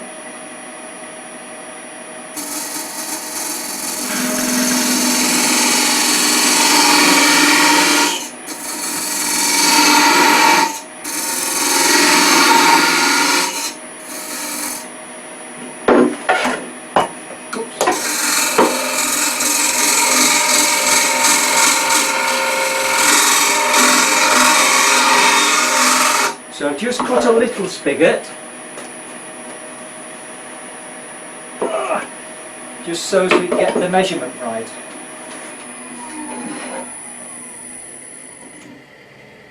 Good God, well done, Chris. Well, you know, man, that's First time. well, it's a smidgen, just a smidgen. It's also a good idea rather than doing when you're fitting your lid. Don't do a straight cut. Do just one slightly like that. What's that called? When it's not straight, you do it. Bevel, slight bevel on it. Yeah. Good word.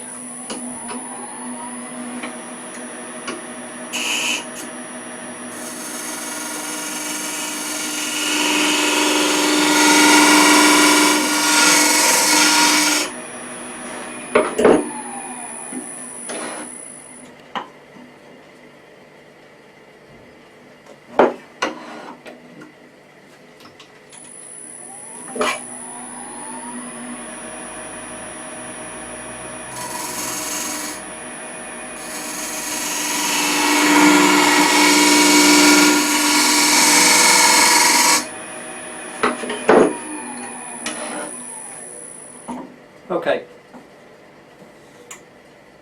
that's not moving, and that will just come on and off, so that is triff. Great stuff. Yeah, no, we'll go that way in.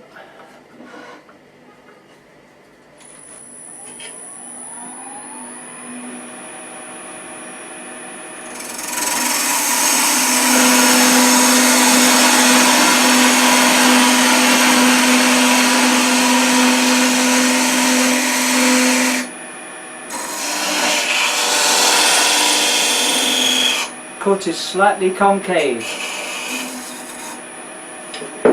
Double check.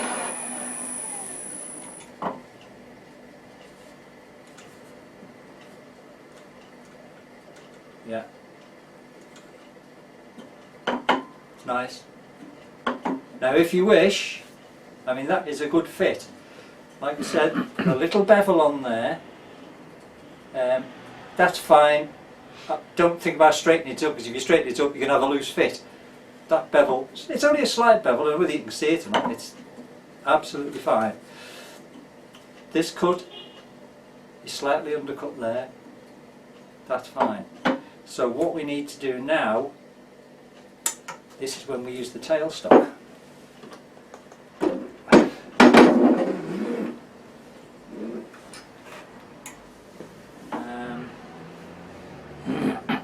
Would I be best doing it that way, or would I be best doing it that way?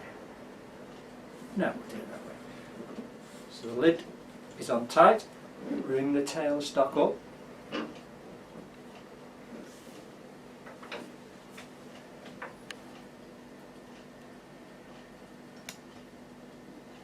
Turn your speed down, just have a look at what it looks like.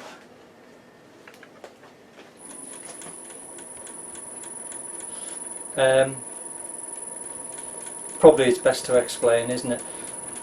This was turned ages ago, so it's dry.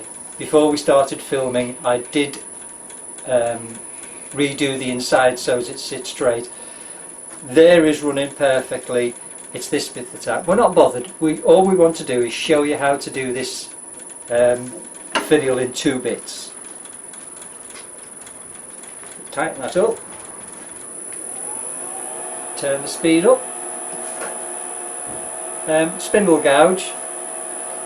So we'll just get rid of some of this wood here.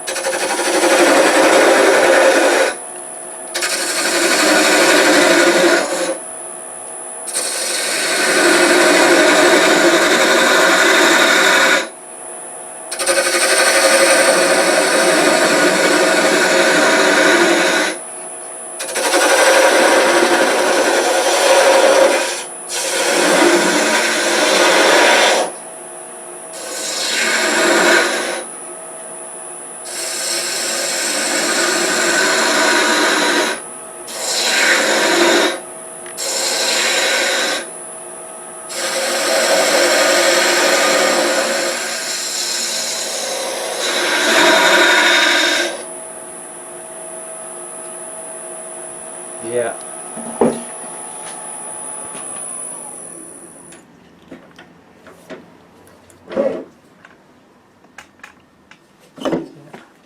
No, we're not going to do it that way. I don't like that, because we could just catch it, couldn't we?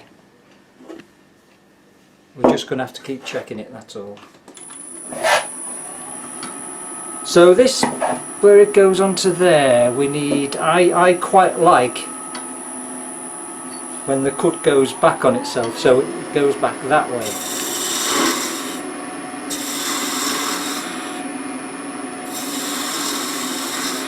Check.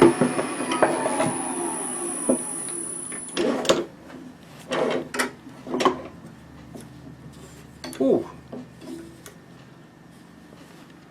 Yeah, see how that goes now? Mm-hmm. So we're quite happy with that. There's going to be a little bit of sanding just round there, which will clean up that edge in there, but that is that's great. So we can bring that up now.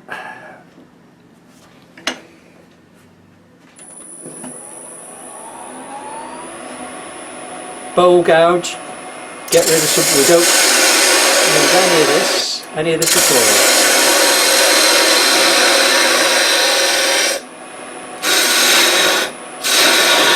So now start thinking about how the lid is going to look against the bowl and look against the finial.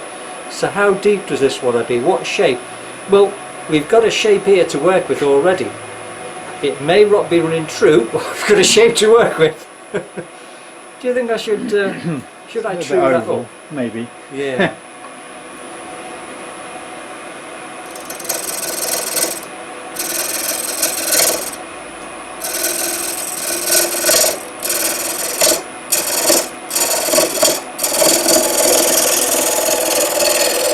It never amazes me how much wood actually moves. Oh, yeah.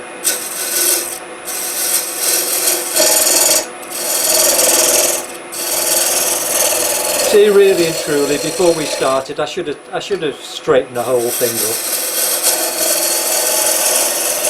How long has that bit of wood been sat? About 2 months. 2 months? Around about 2 months, yeah.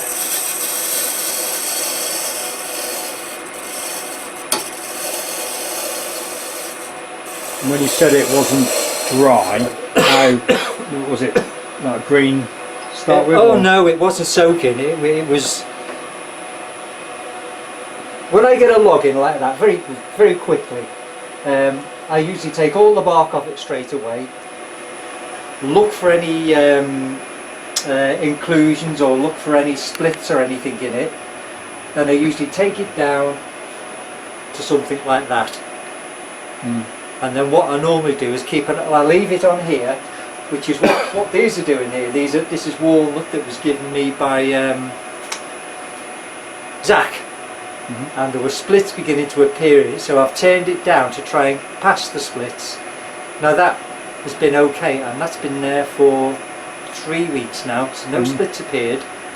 So that obviously it's still soaking in there, and that's what that was. Yeah. Do you ever weigh the pieces of wood and sort of record? Only when I microwave them. Okay. Yeah. Yeah. So normally it's on thin stuff. When I've turned something really, yeah, I like that one. That's reasonably thin. I would finish that off, and I would bung it in there. 2 minutes on the lowest defrost you've got. Some people put it on high or medium for 10 minutes. Mm. You want it to dry out slowly. So 2 minutes on defrost, take it out, weigh it, let it cool, back in again, and when it stops, maybe after 4 or 5 times, you know it's dry. When it's not losing any weight, it's dry. Do you put it, when you're doing it in the microwave, do you sort of put it into a bag? Or no, as is. Just as is, you don't cover it with anything? No, nothing at all. Okay. Because of our climate, if you look on the internet or some other turners, it depends on the country they're in. If they're in a hot country, I would put it in a bag, because it's going to dry too quickly. Yeah. And they put wet shavings in and that. We're so temperate here, we're neither really hot or really cold, so that seems to do the job okay. You could do the same with these, I suppose. if you turn it down to a near finish, a near thickness, you could weigh it, then put it in there, do it a few times to see if it loses weight, then you'll know it's dry. Another way is a moisture meter, but I think weighing it gives you a more accurate, indication of what state the wood's in. Right.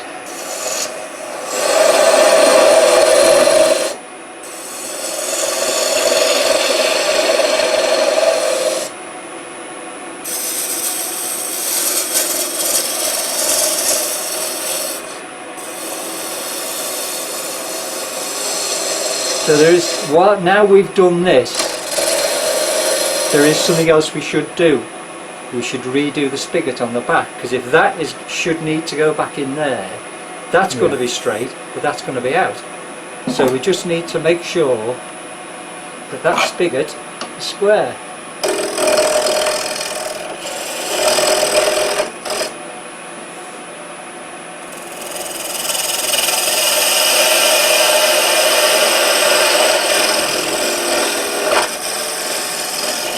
Now I've no need to measure that spigot, and I'll tell you why I don't. When I do, well, anything really, any of these, all the spigots are oversized. So as when I want to return them, I can true it up. That makes sense? Yeah. Yeah.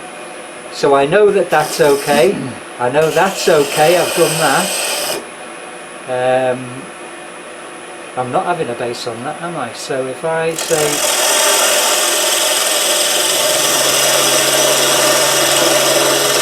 That's where I'll be parting off.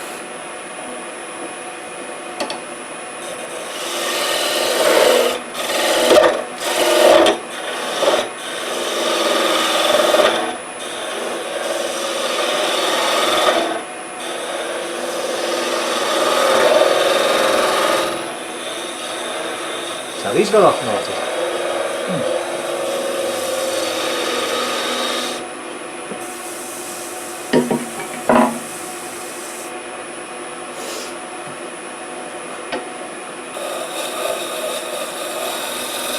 Just use my scraper just to get rid of some tool marks.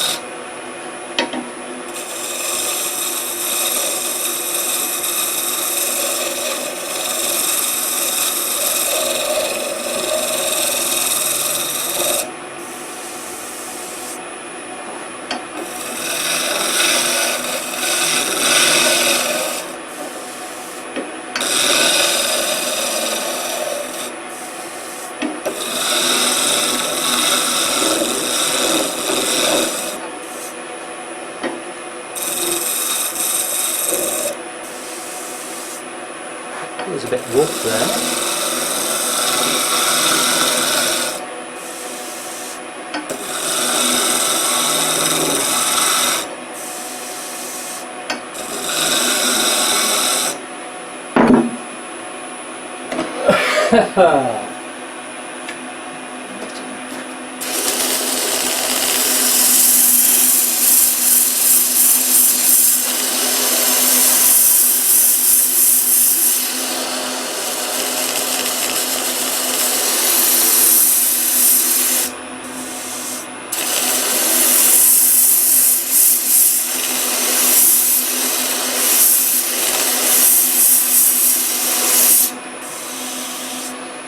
do. 240? 240.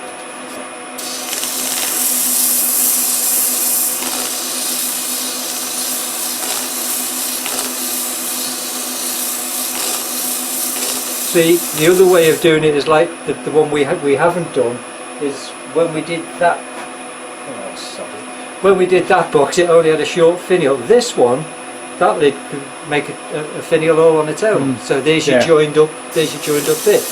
But you insisted on doing one separate, didn't you, Martin? Yeah. Yeah. To do these challenges.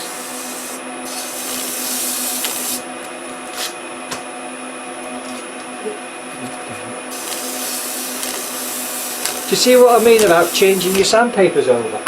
It's a case of just swap it backwards and forwards.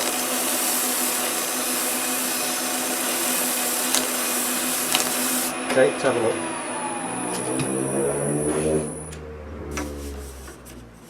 That's okay. That'll do. Back on again. Shape. What have we got to work with here?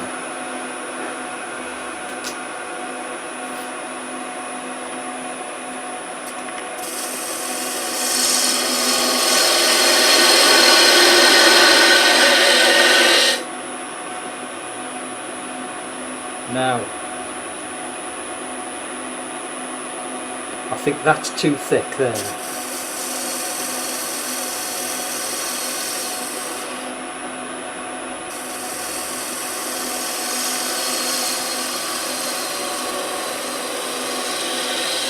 Nice thin cut. So, if you can imagine, that is coming over now. Use a pencil, I won't get my fingers near it. So this angle is coming round now, and it's going that way, and that it does sort of follow on there, I think, Martin, doesn't it? Mm-hmm. So we need to get rid of a bit of this out of the way.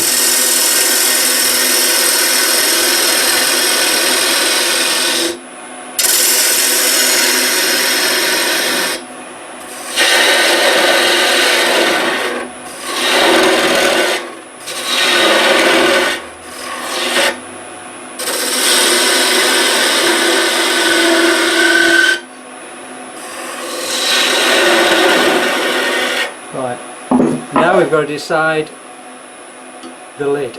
What do we do? So if we start there,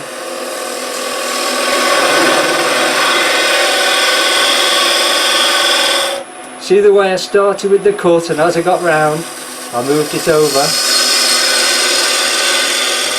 Yeah, again Martin. Yeah. Pick the cut up, see the angle of it, turning it. Lost it.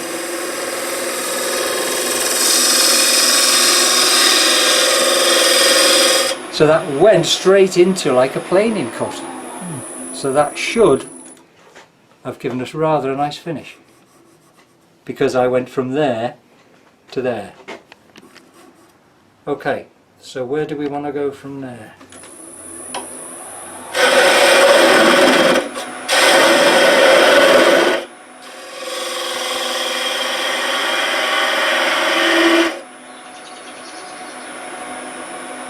Try and imagine it without all of that.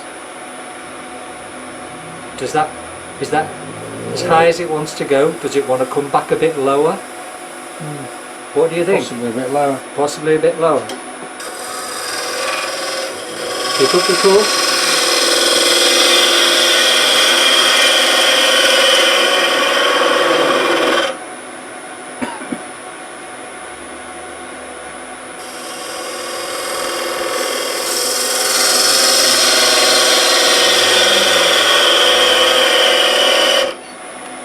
What do you think? Yeah. Yeah?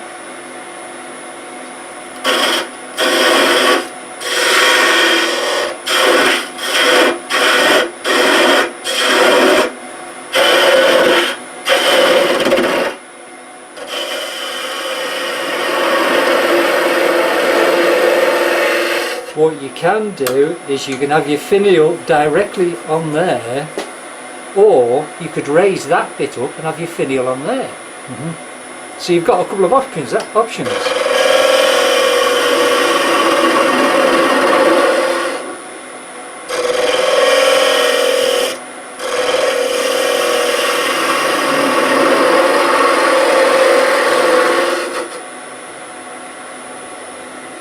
So what do you think? What should we do? Straight across? Yeah. Yep. Okay, let's do that. Work your way back till it looks right.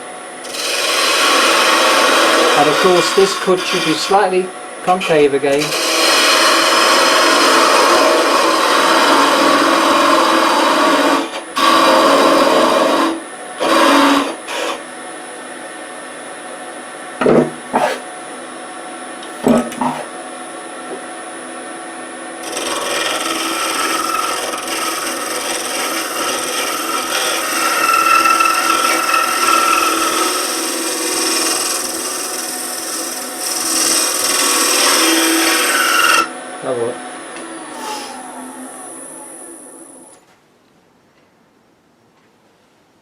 What do you think? Will that do with the finial coming Yeah. out, or do we make this a bit thinner still?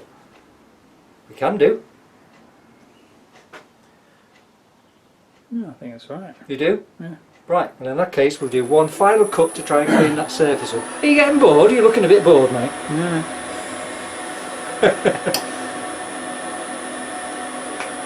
Really gentle entry. Turning it around.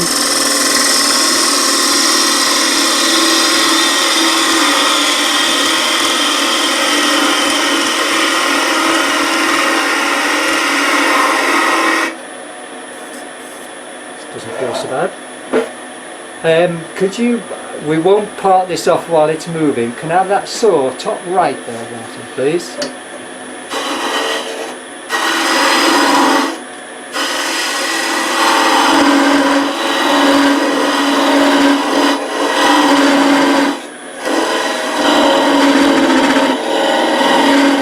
Right. Just loosen that off a little bit. Oh, yeah. Well, tell you what, that's never going to work, is it?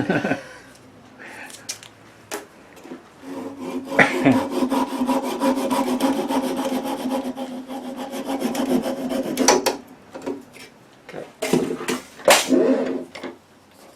So that's it so far. Too close.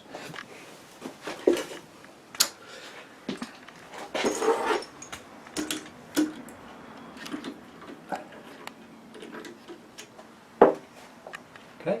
Yep. So what we're going to do now, tell you what, We'll leave that's this a in good there. fit. We're going to drill a hole in here now for the spigot of the finial. So I haven't got a hell of a lot of room to play with there.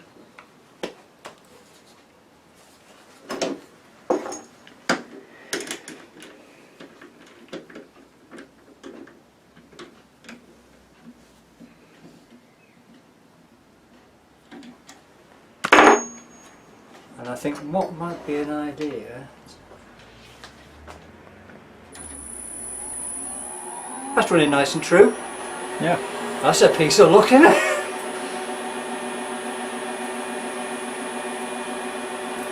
It's only because I'm finicky. I think I'd just like to get rid of that there. Don't forget, this lid is just being held on by a fit. A good fit there.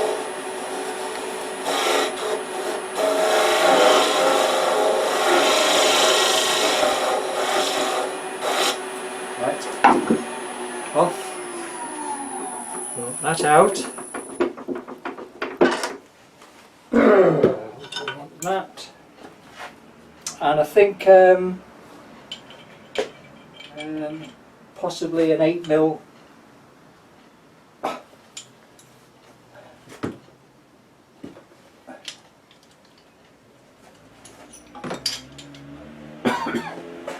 Do you intend to drill all the way through the No, lid, it's or just literally going in a touch. tiny bit? Yeah, because it's going to be glued in there, Mhm. and there'll be glue around the outside of it, and that really is quite. I'm just wondering if you should do a smaller one actually, Martin, maybe a 6mm.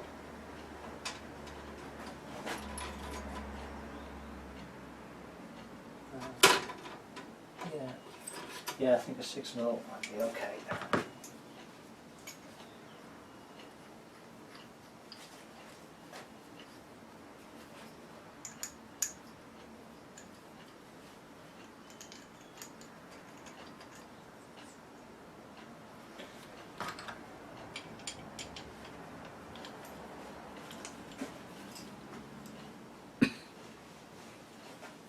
Yeah, you don't need a deep hole. It's really to centre it, and so as you can whack a bit of glue down there. So if we put that on, doesn't want to be fast.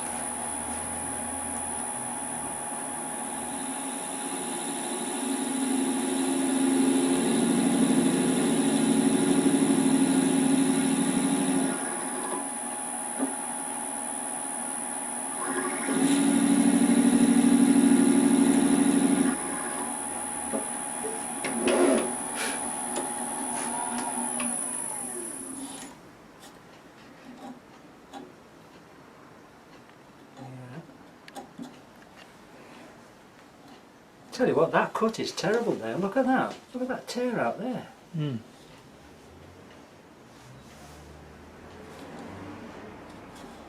I'm going to have to do that. I can't leave that.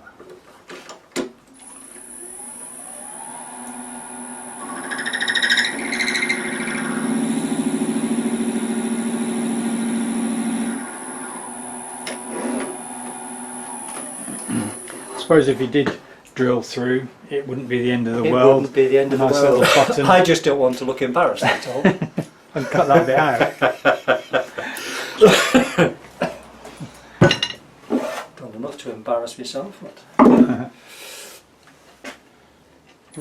this cut's got to be really gentle, or it'll just pull out. Yeah. When you go in that, when it's got a jam fit like this, when you go in that way, you're asking it to come out. If you were coming the other way, you're pushing it back in. Does that make sense? Yeah.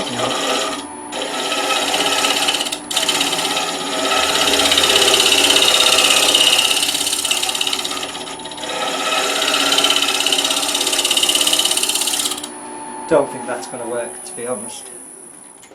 No, it's not. Here we go. This is where we cock it up.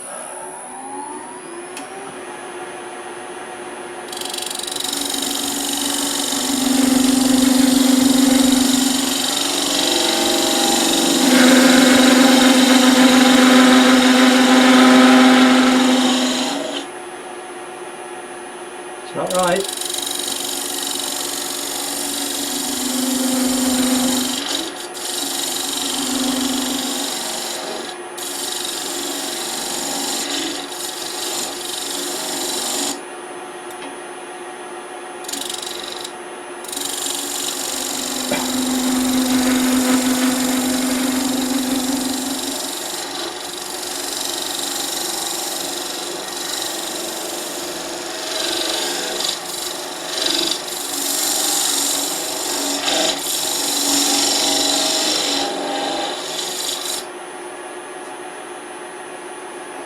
That's actually better.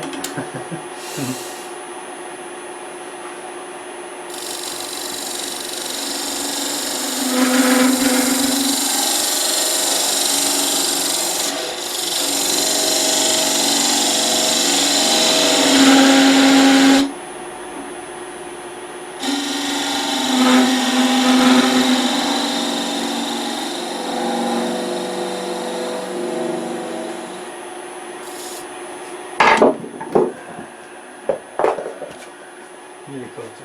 Oh.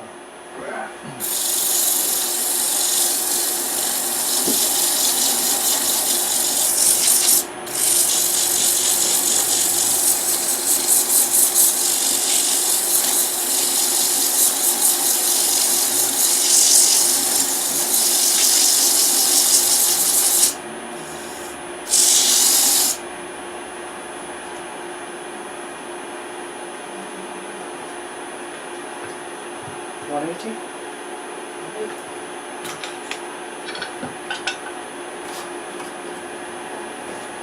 No, that was 180.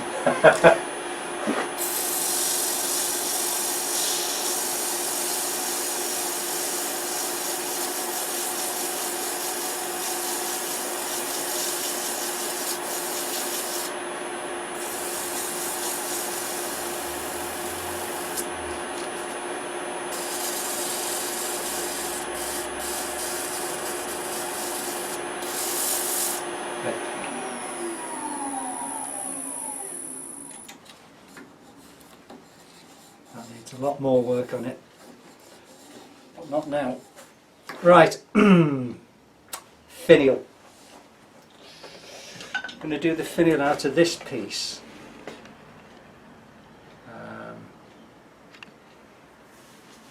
So let's have a look at the measurements.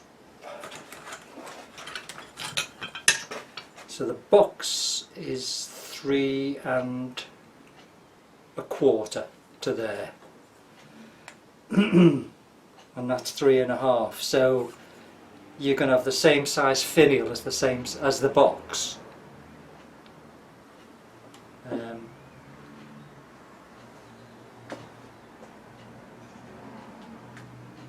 I'm not really too keen on. It's only for the club, who cares, eh? Is there a ratio, or is it It's sort what of looks 2/3? good to the eye. Yeah. If like I keep saying, if you use the 2/3, 1/3, it's a good starting point, but it's not the be all and end all. No. A lot of it's got to do with how thick is this? How thin is it? Mm. How thin are you going to have the end? It's not really quite as simple as that. So far, so good. Right.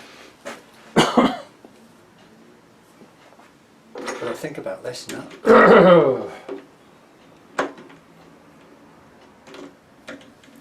So this is the finial. Now,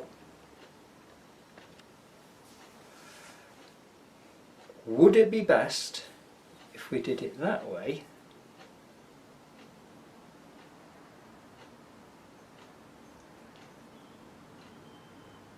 Do you know what I mean? Because no, it wouldn't.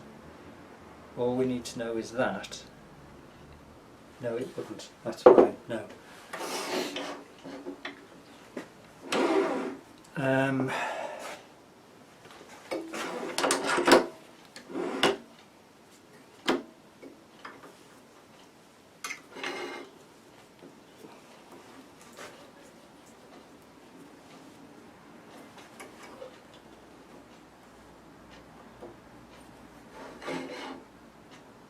Right, what I like to do next is sort out the base of the finial, the bit that's going to go there. So I've got to, we're going to have to create down here the spigot that actually goes in there. So we have to decide and leave yourself enough room to part off as well, because we're going to do the whole, that's where it's going to be parted off, there. So this bit here, the next bit down,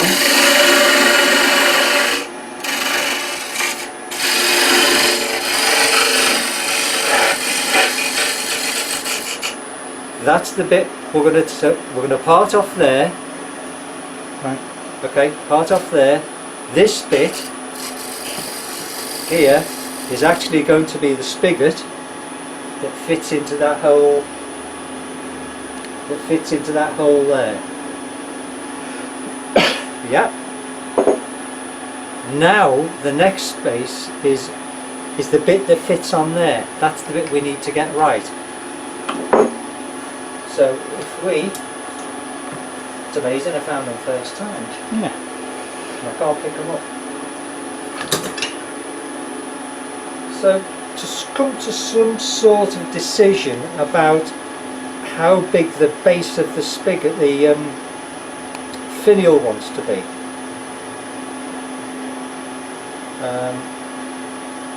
So we'll say 20, that's 25. So if we make it 26, gives you a little bit of wiggle room again. So I'll take that back to there. You could take some more off if necessary.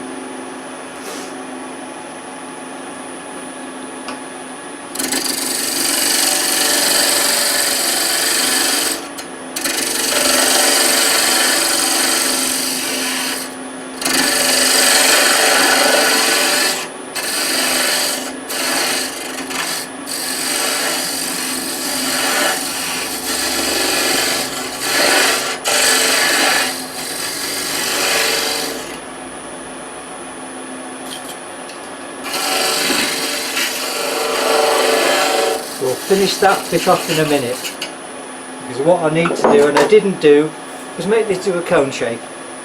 I don't want to take all that down there and have to start taking a lot of wood off. Turn it up.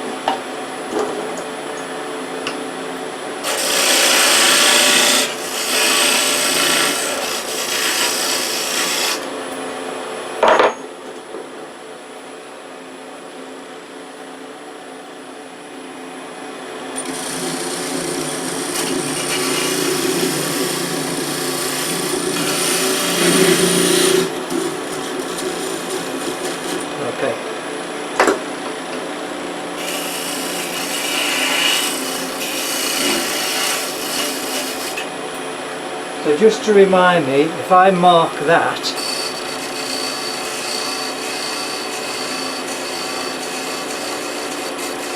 that's the spigot. That is the bit that fits on there.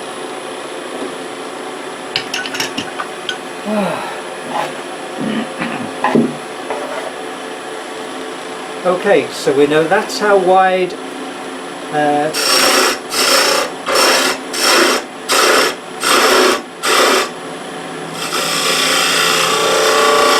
that's how wide the bottom's going to be.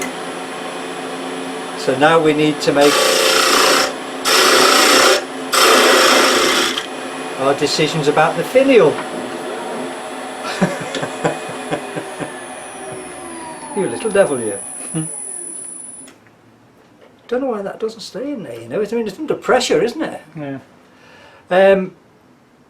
Think about this. This is going to be quite a narrow finial.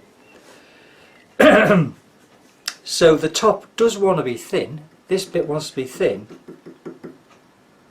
But it doesn't want to be too thin, like probably one I did before. Yeah, anyway, that's alright.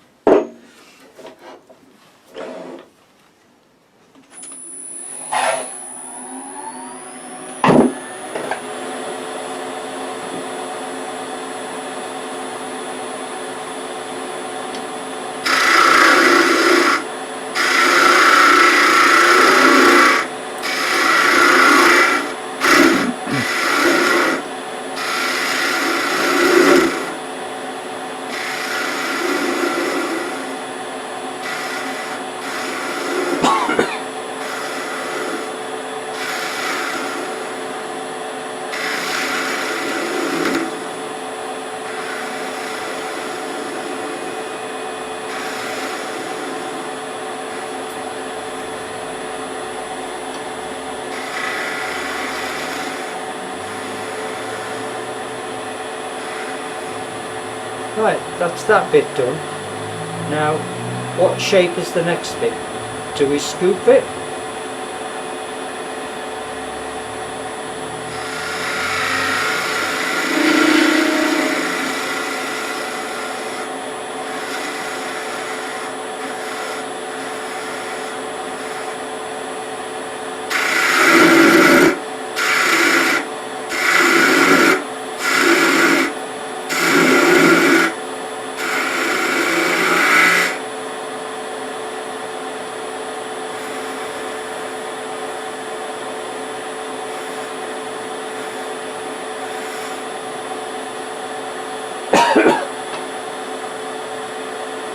Right, what should we do next? Let's have a look at something else. Oh yeah, we can cut back in on it. Yeah.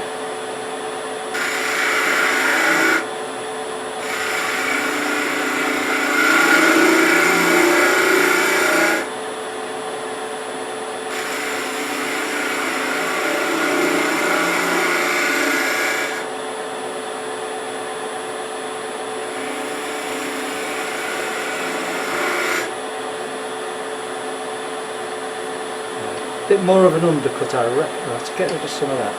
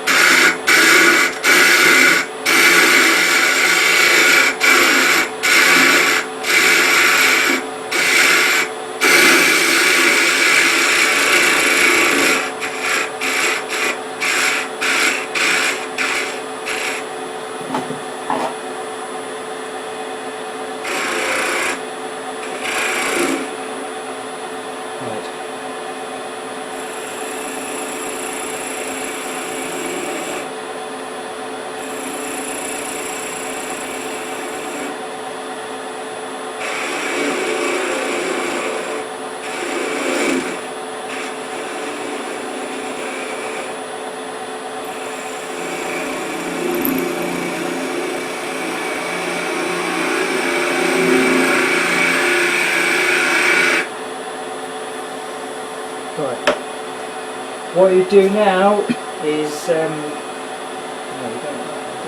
we don't want 80 grit on that, do we, Martin, do you think?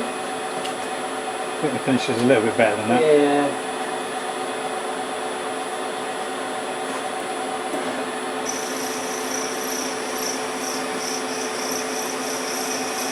So a case of sanding as you go. It absolutely sand as you go. Because if you are doing a thin one, if you're doing a thickish one, you can probably able to go back to it. But with a thin one, no.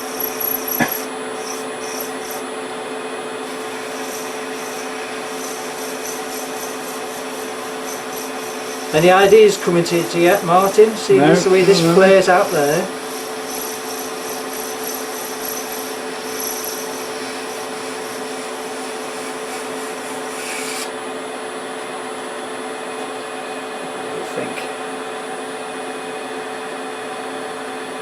Yeah, that doesn't look too bad. I was afraid I tend to go a bit thin and it doesn't actually look right.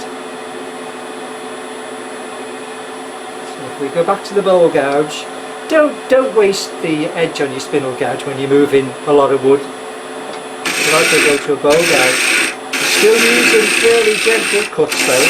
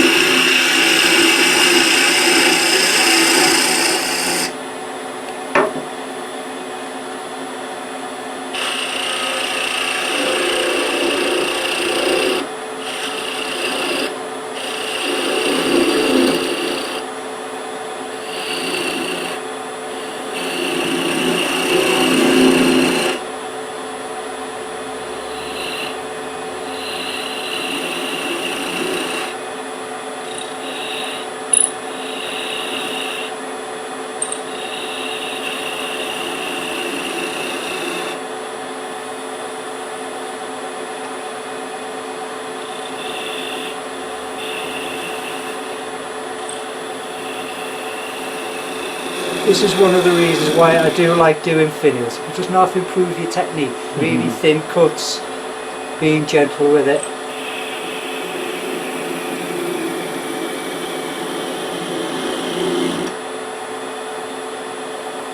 Yeah, that's okay. So, thirds again. Let's consider thirds again.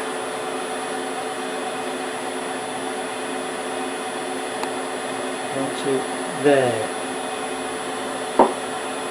If we decide there, not you,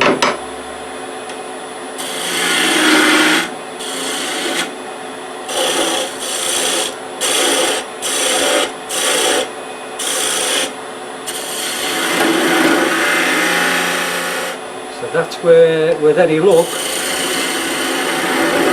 we're going to start and go in.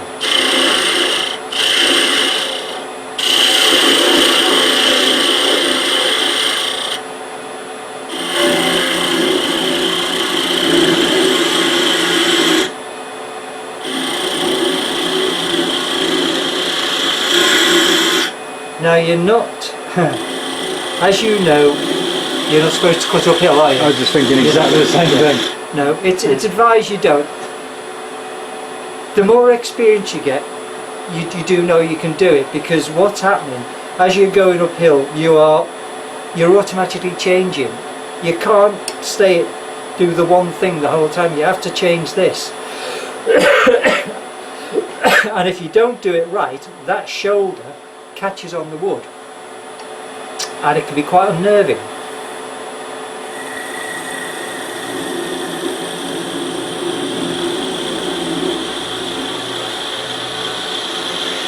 But I have to say, you often get a much better cut in this case because you're going uphill than going, and I can't see why. I've no idea why. The fact that you get into a thicker bit of wood, so there's more strength, less sort of vibration. Well, I don't know. No idea.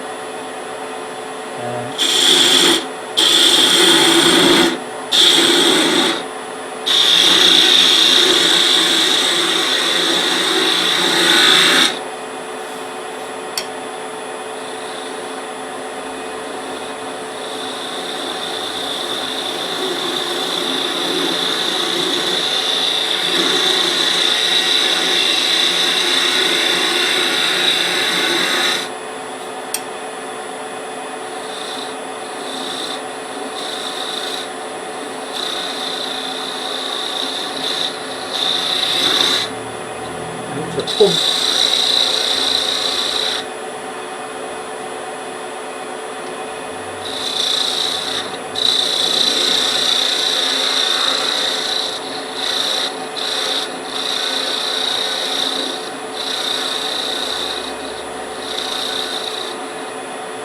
I need to sharpen this, Martin.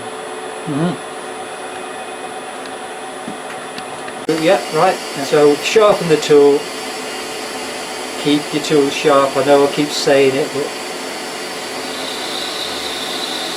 the difference.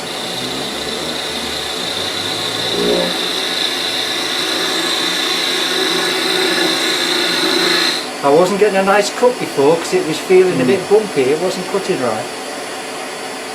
There's still a lump just there, so I did a really fine cut.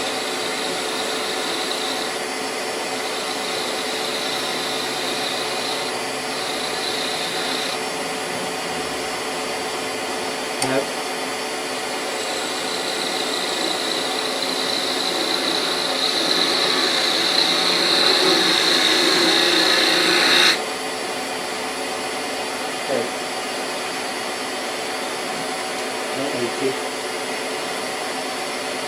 It's one of those things that sort of evolves, doesn't it? yeah, it does. It's like, you know, you need to take a little bit more off here, a little bit more off there. Yeah, Then it it's like, does. well, That's that's a change of design so now great. to Yeah, how that's you why I love start it. But I mean, I have to say, sometimes it doesn't work. You know, it just doesn't at all.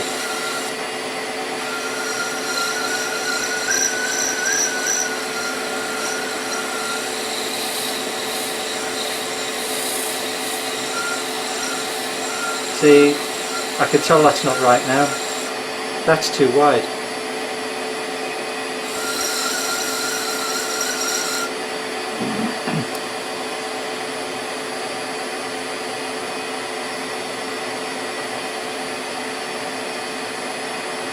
Do you think it's too wide? a smidge.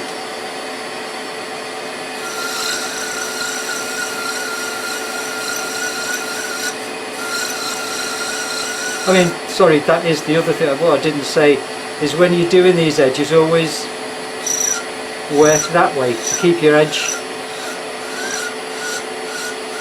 Ooh, see it flexing?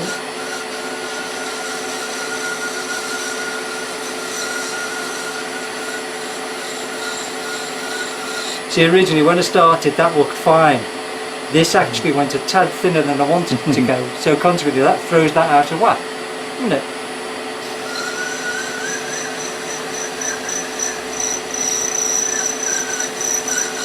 Should we try and take a bit off that, Martin? It's getting smaller.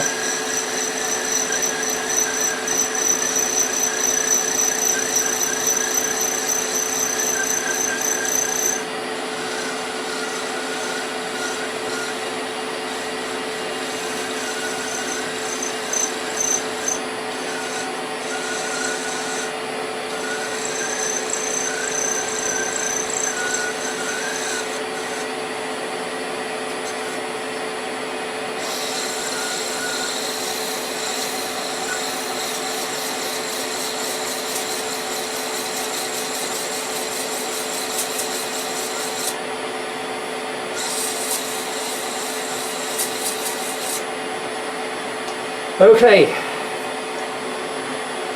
Shall we have a look?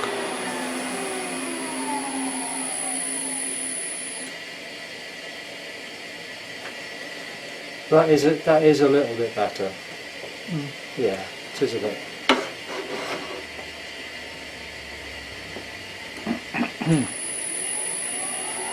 Right. Right, we're going to take that round. Right?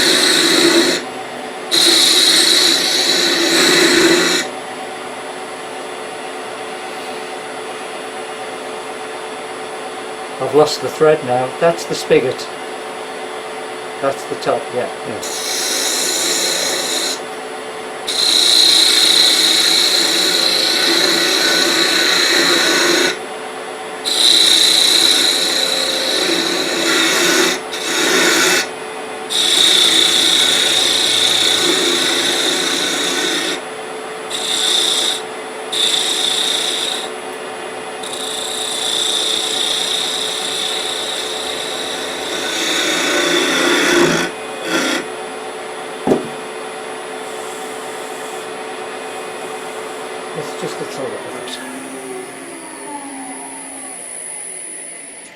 Oh, yeah.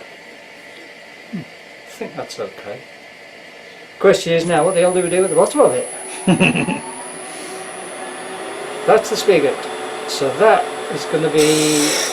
The grey bit's the spigot.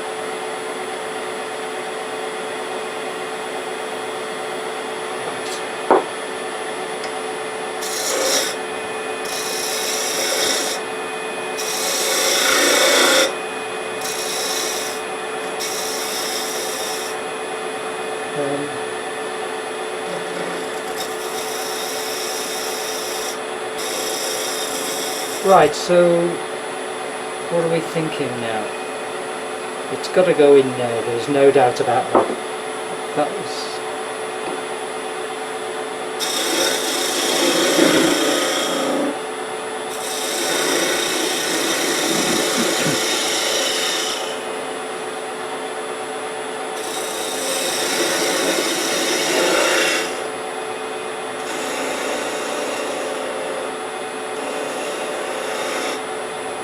Works now.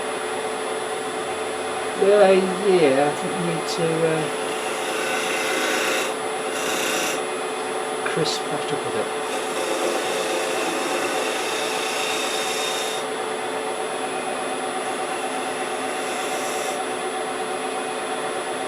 So where is it? It's there. I need to thin that down a bit.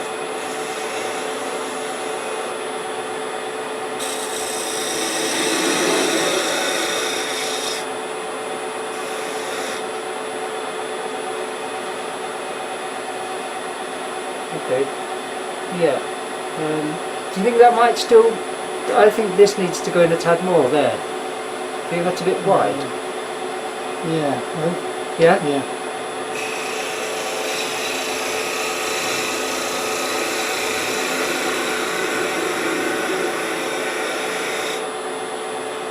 Just turn it over.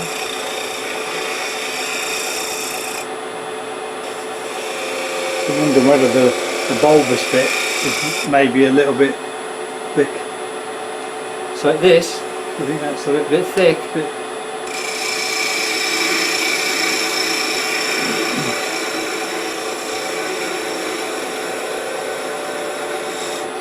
that's sort of coming down more to a nice sort of pear drop shape. Isn't it? Yeah. So is that okay? Yeah. Is that in relation? You've got to think about relation to that. That looks Yeah. okay. Yeah.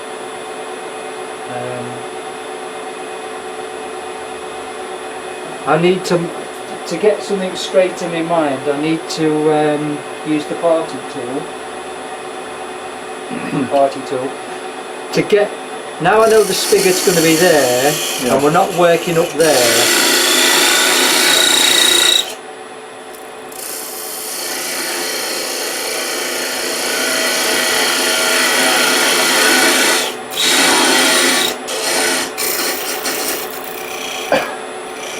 What, you're going down to about a 6mm spigot, isn't it? I will. Now if I haven't ballsed that up, and I've always got doubts at this stage, you know, always. I'm terrible. It's thirsty. Yeah, that must have moved. Yeah. Did move. 28. 28.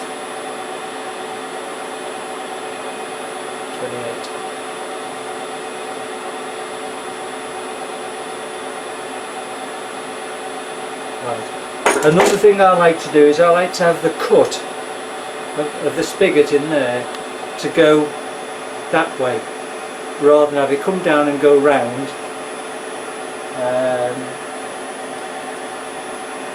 Now. So what do... That is the thickness of the bit that's going to go on there. But I'm just going to take it...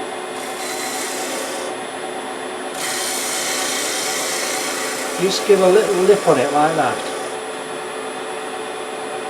Okay. So that's going to go on there. So that wants to be a good deal thinner.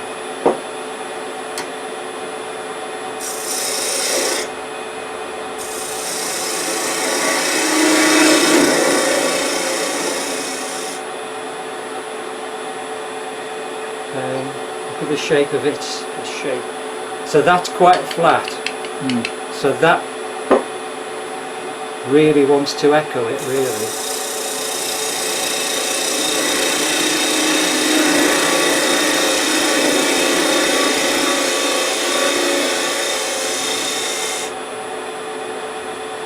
Do we leave it like that and thin it down, or do we follow that with a right sweep so as you've got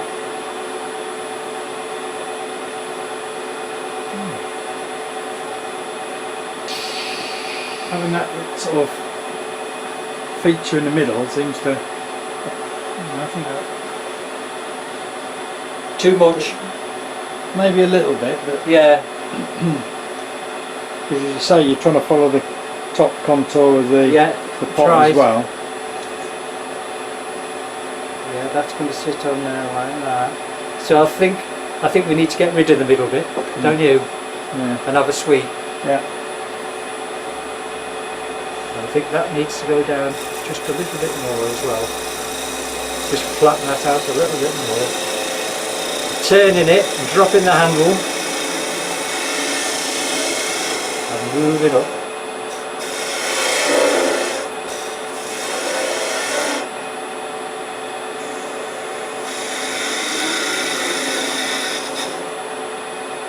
Yeah. Yeah, that works, that is yeah. much better, because here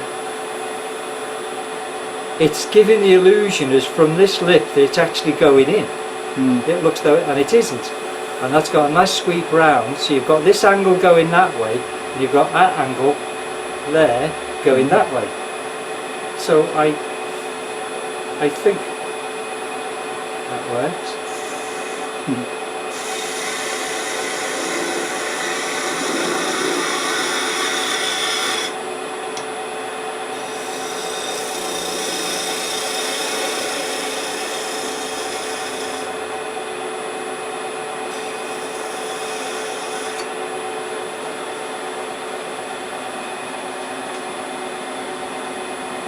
Yeah.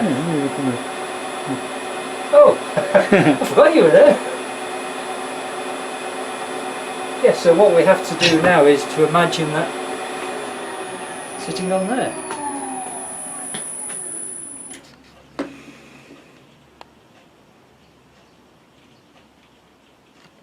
So let's check it again.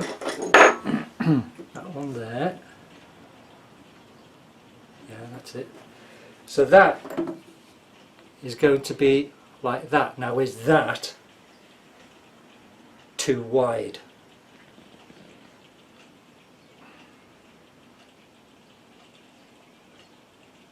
As the top of that is sort of curved, Yeah. how are you going to get When it to I part sit? it off. When I do, as I'm preparing the spigot, what I'll do is I shall go in Just that way. undercut it slightly. Yeah, and then Yeah, spigot. okay. Is that right with you? Yeah. Oh, that's Yeah, good that's then. So, do we think that's okay? I think that was good. I'm not even going to sand in that, because it's going to move. It's all. This is all going to move, and it won't fit in there anyway. When it's, it'll fit now, but in a few hours it won't fit. That's smashing that. Right.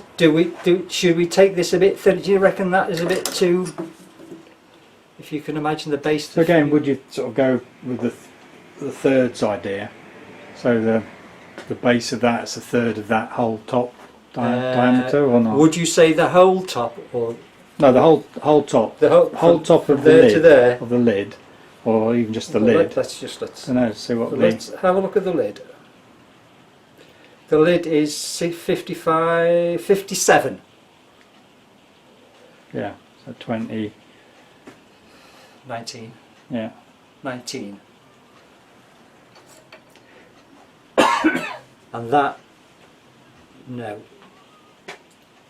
Now that's 28. If it was 19, it would be there.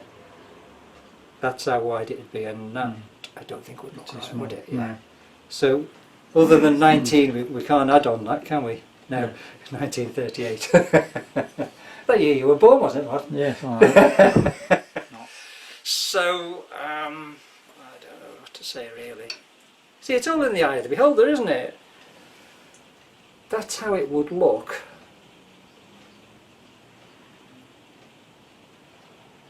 I fancy a tad smaller. I fancy that there a little bit smaller. Mm-hmm.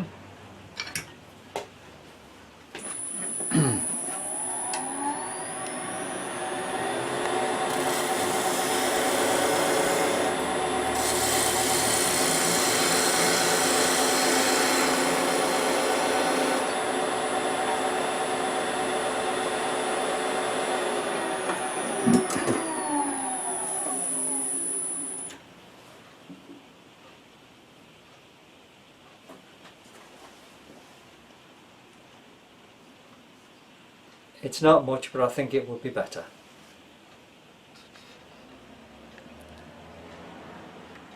See what I mean? That's where it would be. And what's going to happen is it's going to come out of the top at an angle like that, which would be that angle there. Yeah. Yeah? See, what we think is fine, somebody else will say, well, I really wouldn't have done it that way, I'd have done it. But that's, you know, that's the way it is. So we're looking for, was it 6mm? Yeah. It was 6mm, wasn't it? Something I've tried using is I saw one of the demonstrators using just an open-ended spanner. Right, so I've got a range of I haven't got an open-ended spanner that's 25 or 26mm. Otherwise I would use one. Yeah, no, for this spigot. Yeah. 6mm spanner. Yeah. Right, for the size, because of the spigot we need. Oh, yeah. Right, so you then just drive it down, because they're all nicely rounded ends Well, on actually, them as well. I'd not thought of that for a spigot. I've got to be honest. I thought of it as, sorry, I did think of it as spigot, but for, you know, something like this, I'm thinking to be 25, 26mm. I never thought about it. For the small ones, I sort of used it for a few things where I need either 7, 8mm, 6mm, whatever size open-ended spanner. I'll have a look. I have got some in there. Oh, that's an idea.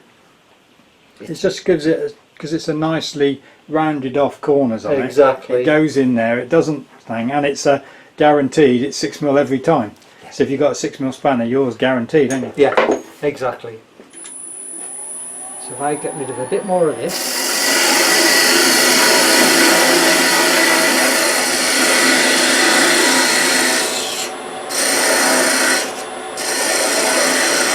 Get rid of that. Now what I want to do is slightly undercut that. Yeah. Very carefully. So I think I'll just drop that down. Touch.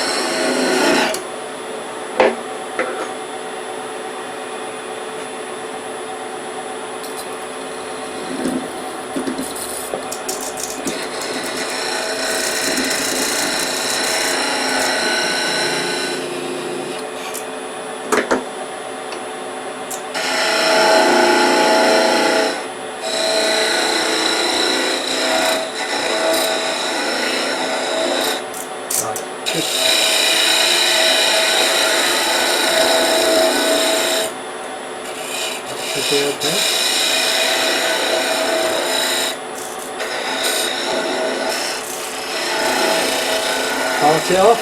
How much have we got to play with? Not much. Thing is, you can sand it off, can't you? Best to do is a bit longer and sand it off and not have enough.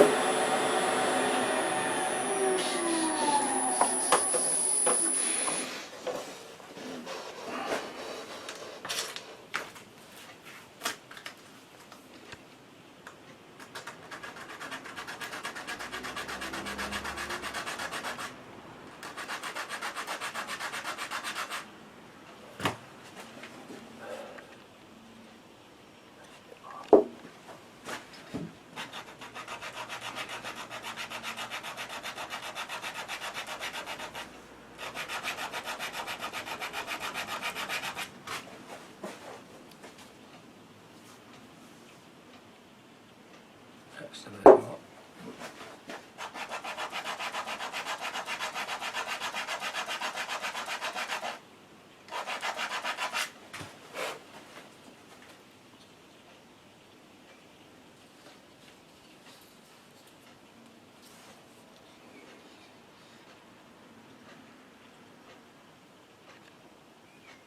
Still a bit more.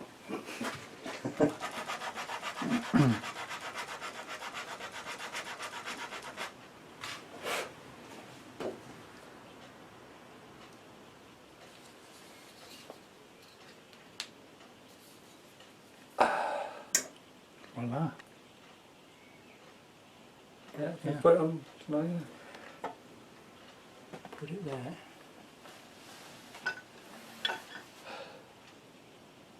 Good. Well, that's how you do it. And that's how you do it. Yeah, that's how you do it, lads. Well, we hope. Is there anything else, Martin? Do you think we should? No, that Yeah. doesn't. So, hope you've enjoyed it. I'm sure you'll find lots wrong with it and lot to moan about, but that's life. So, anything to add? No, Do you think? Doesn't matter, you can see them both. Go back a bit.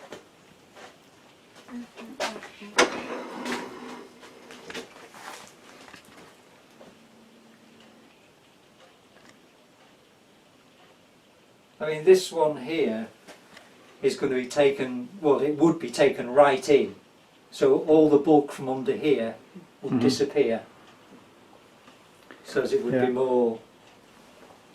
I mean, I can do that if you want to, so you get a better look of it. Up to you, mate. Can do. Fit. Can you get the lid off? Yeah, Such a good fit. yeah. Just a little bit of sanding is required.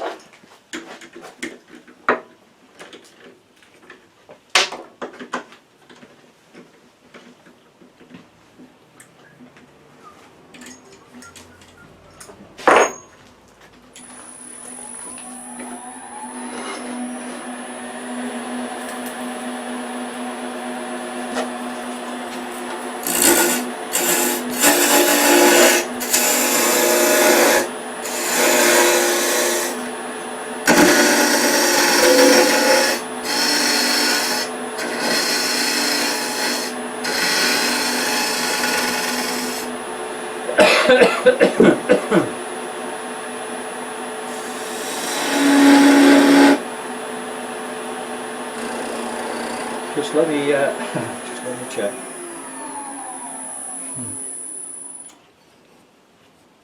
Oh, tons. So what we can do?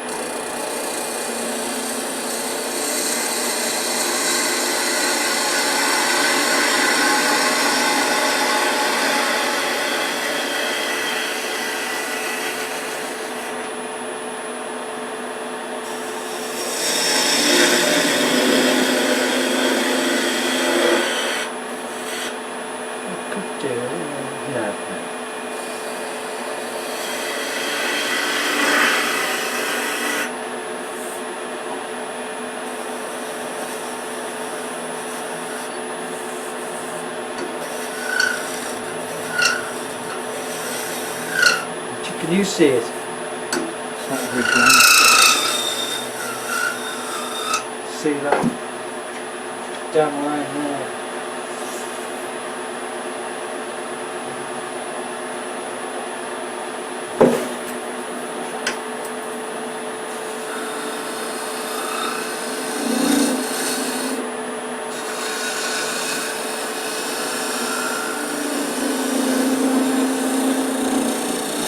Got it.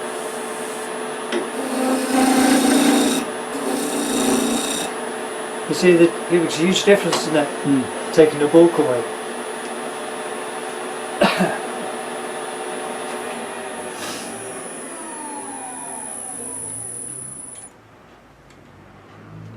Yeah, it does.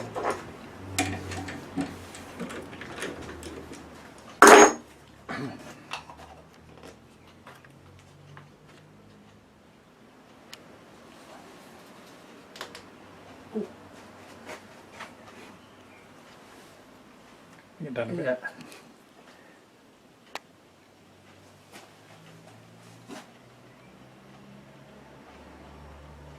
Yeah, good.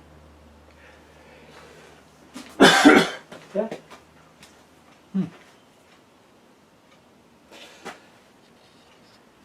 Right, well, like I said before, hope you enjoyed it. Any complaints to Martin, nothing to do with me, I'm just the front man here. Thanks ever so much for watching. Yeah. Please let's have some feedback as well, it would be nice. Try and avoid the words like crap, and we try and encourage words like that's really excellent, Chris, thank you. Alright, so we'll see you at the club next time, lads. Alright, see ya.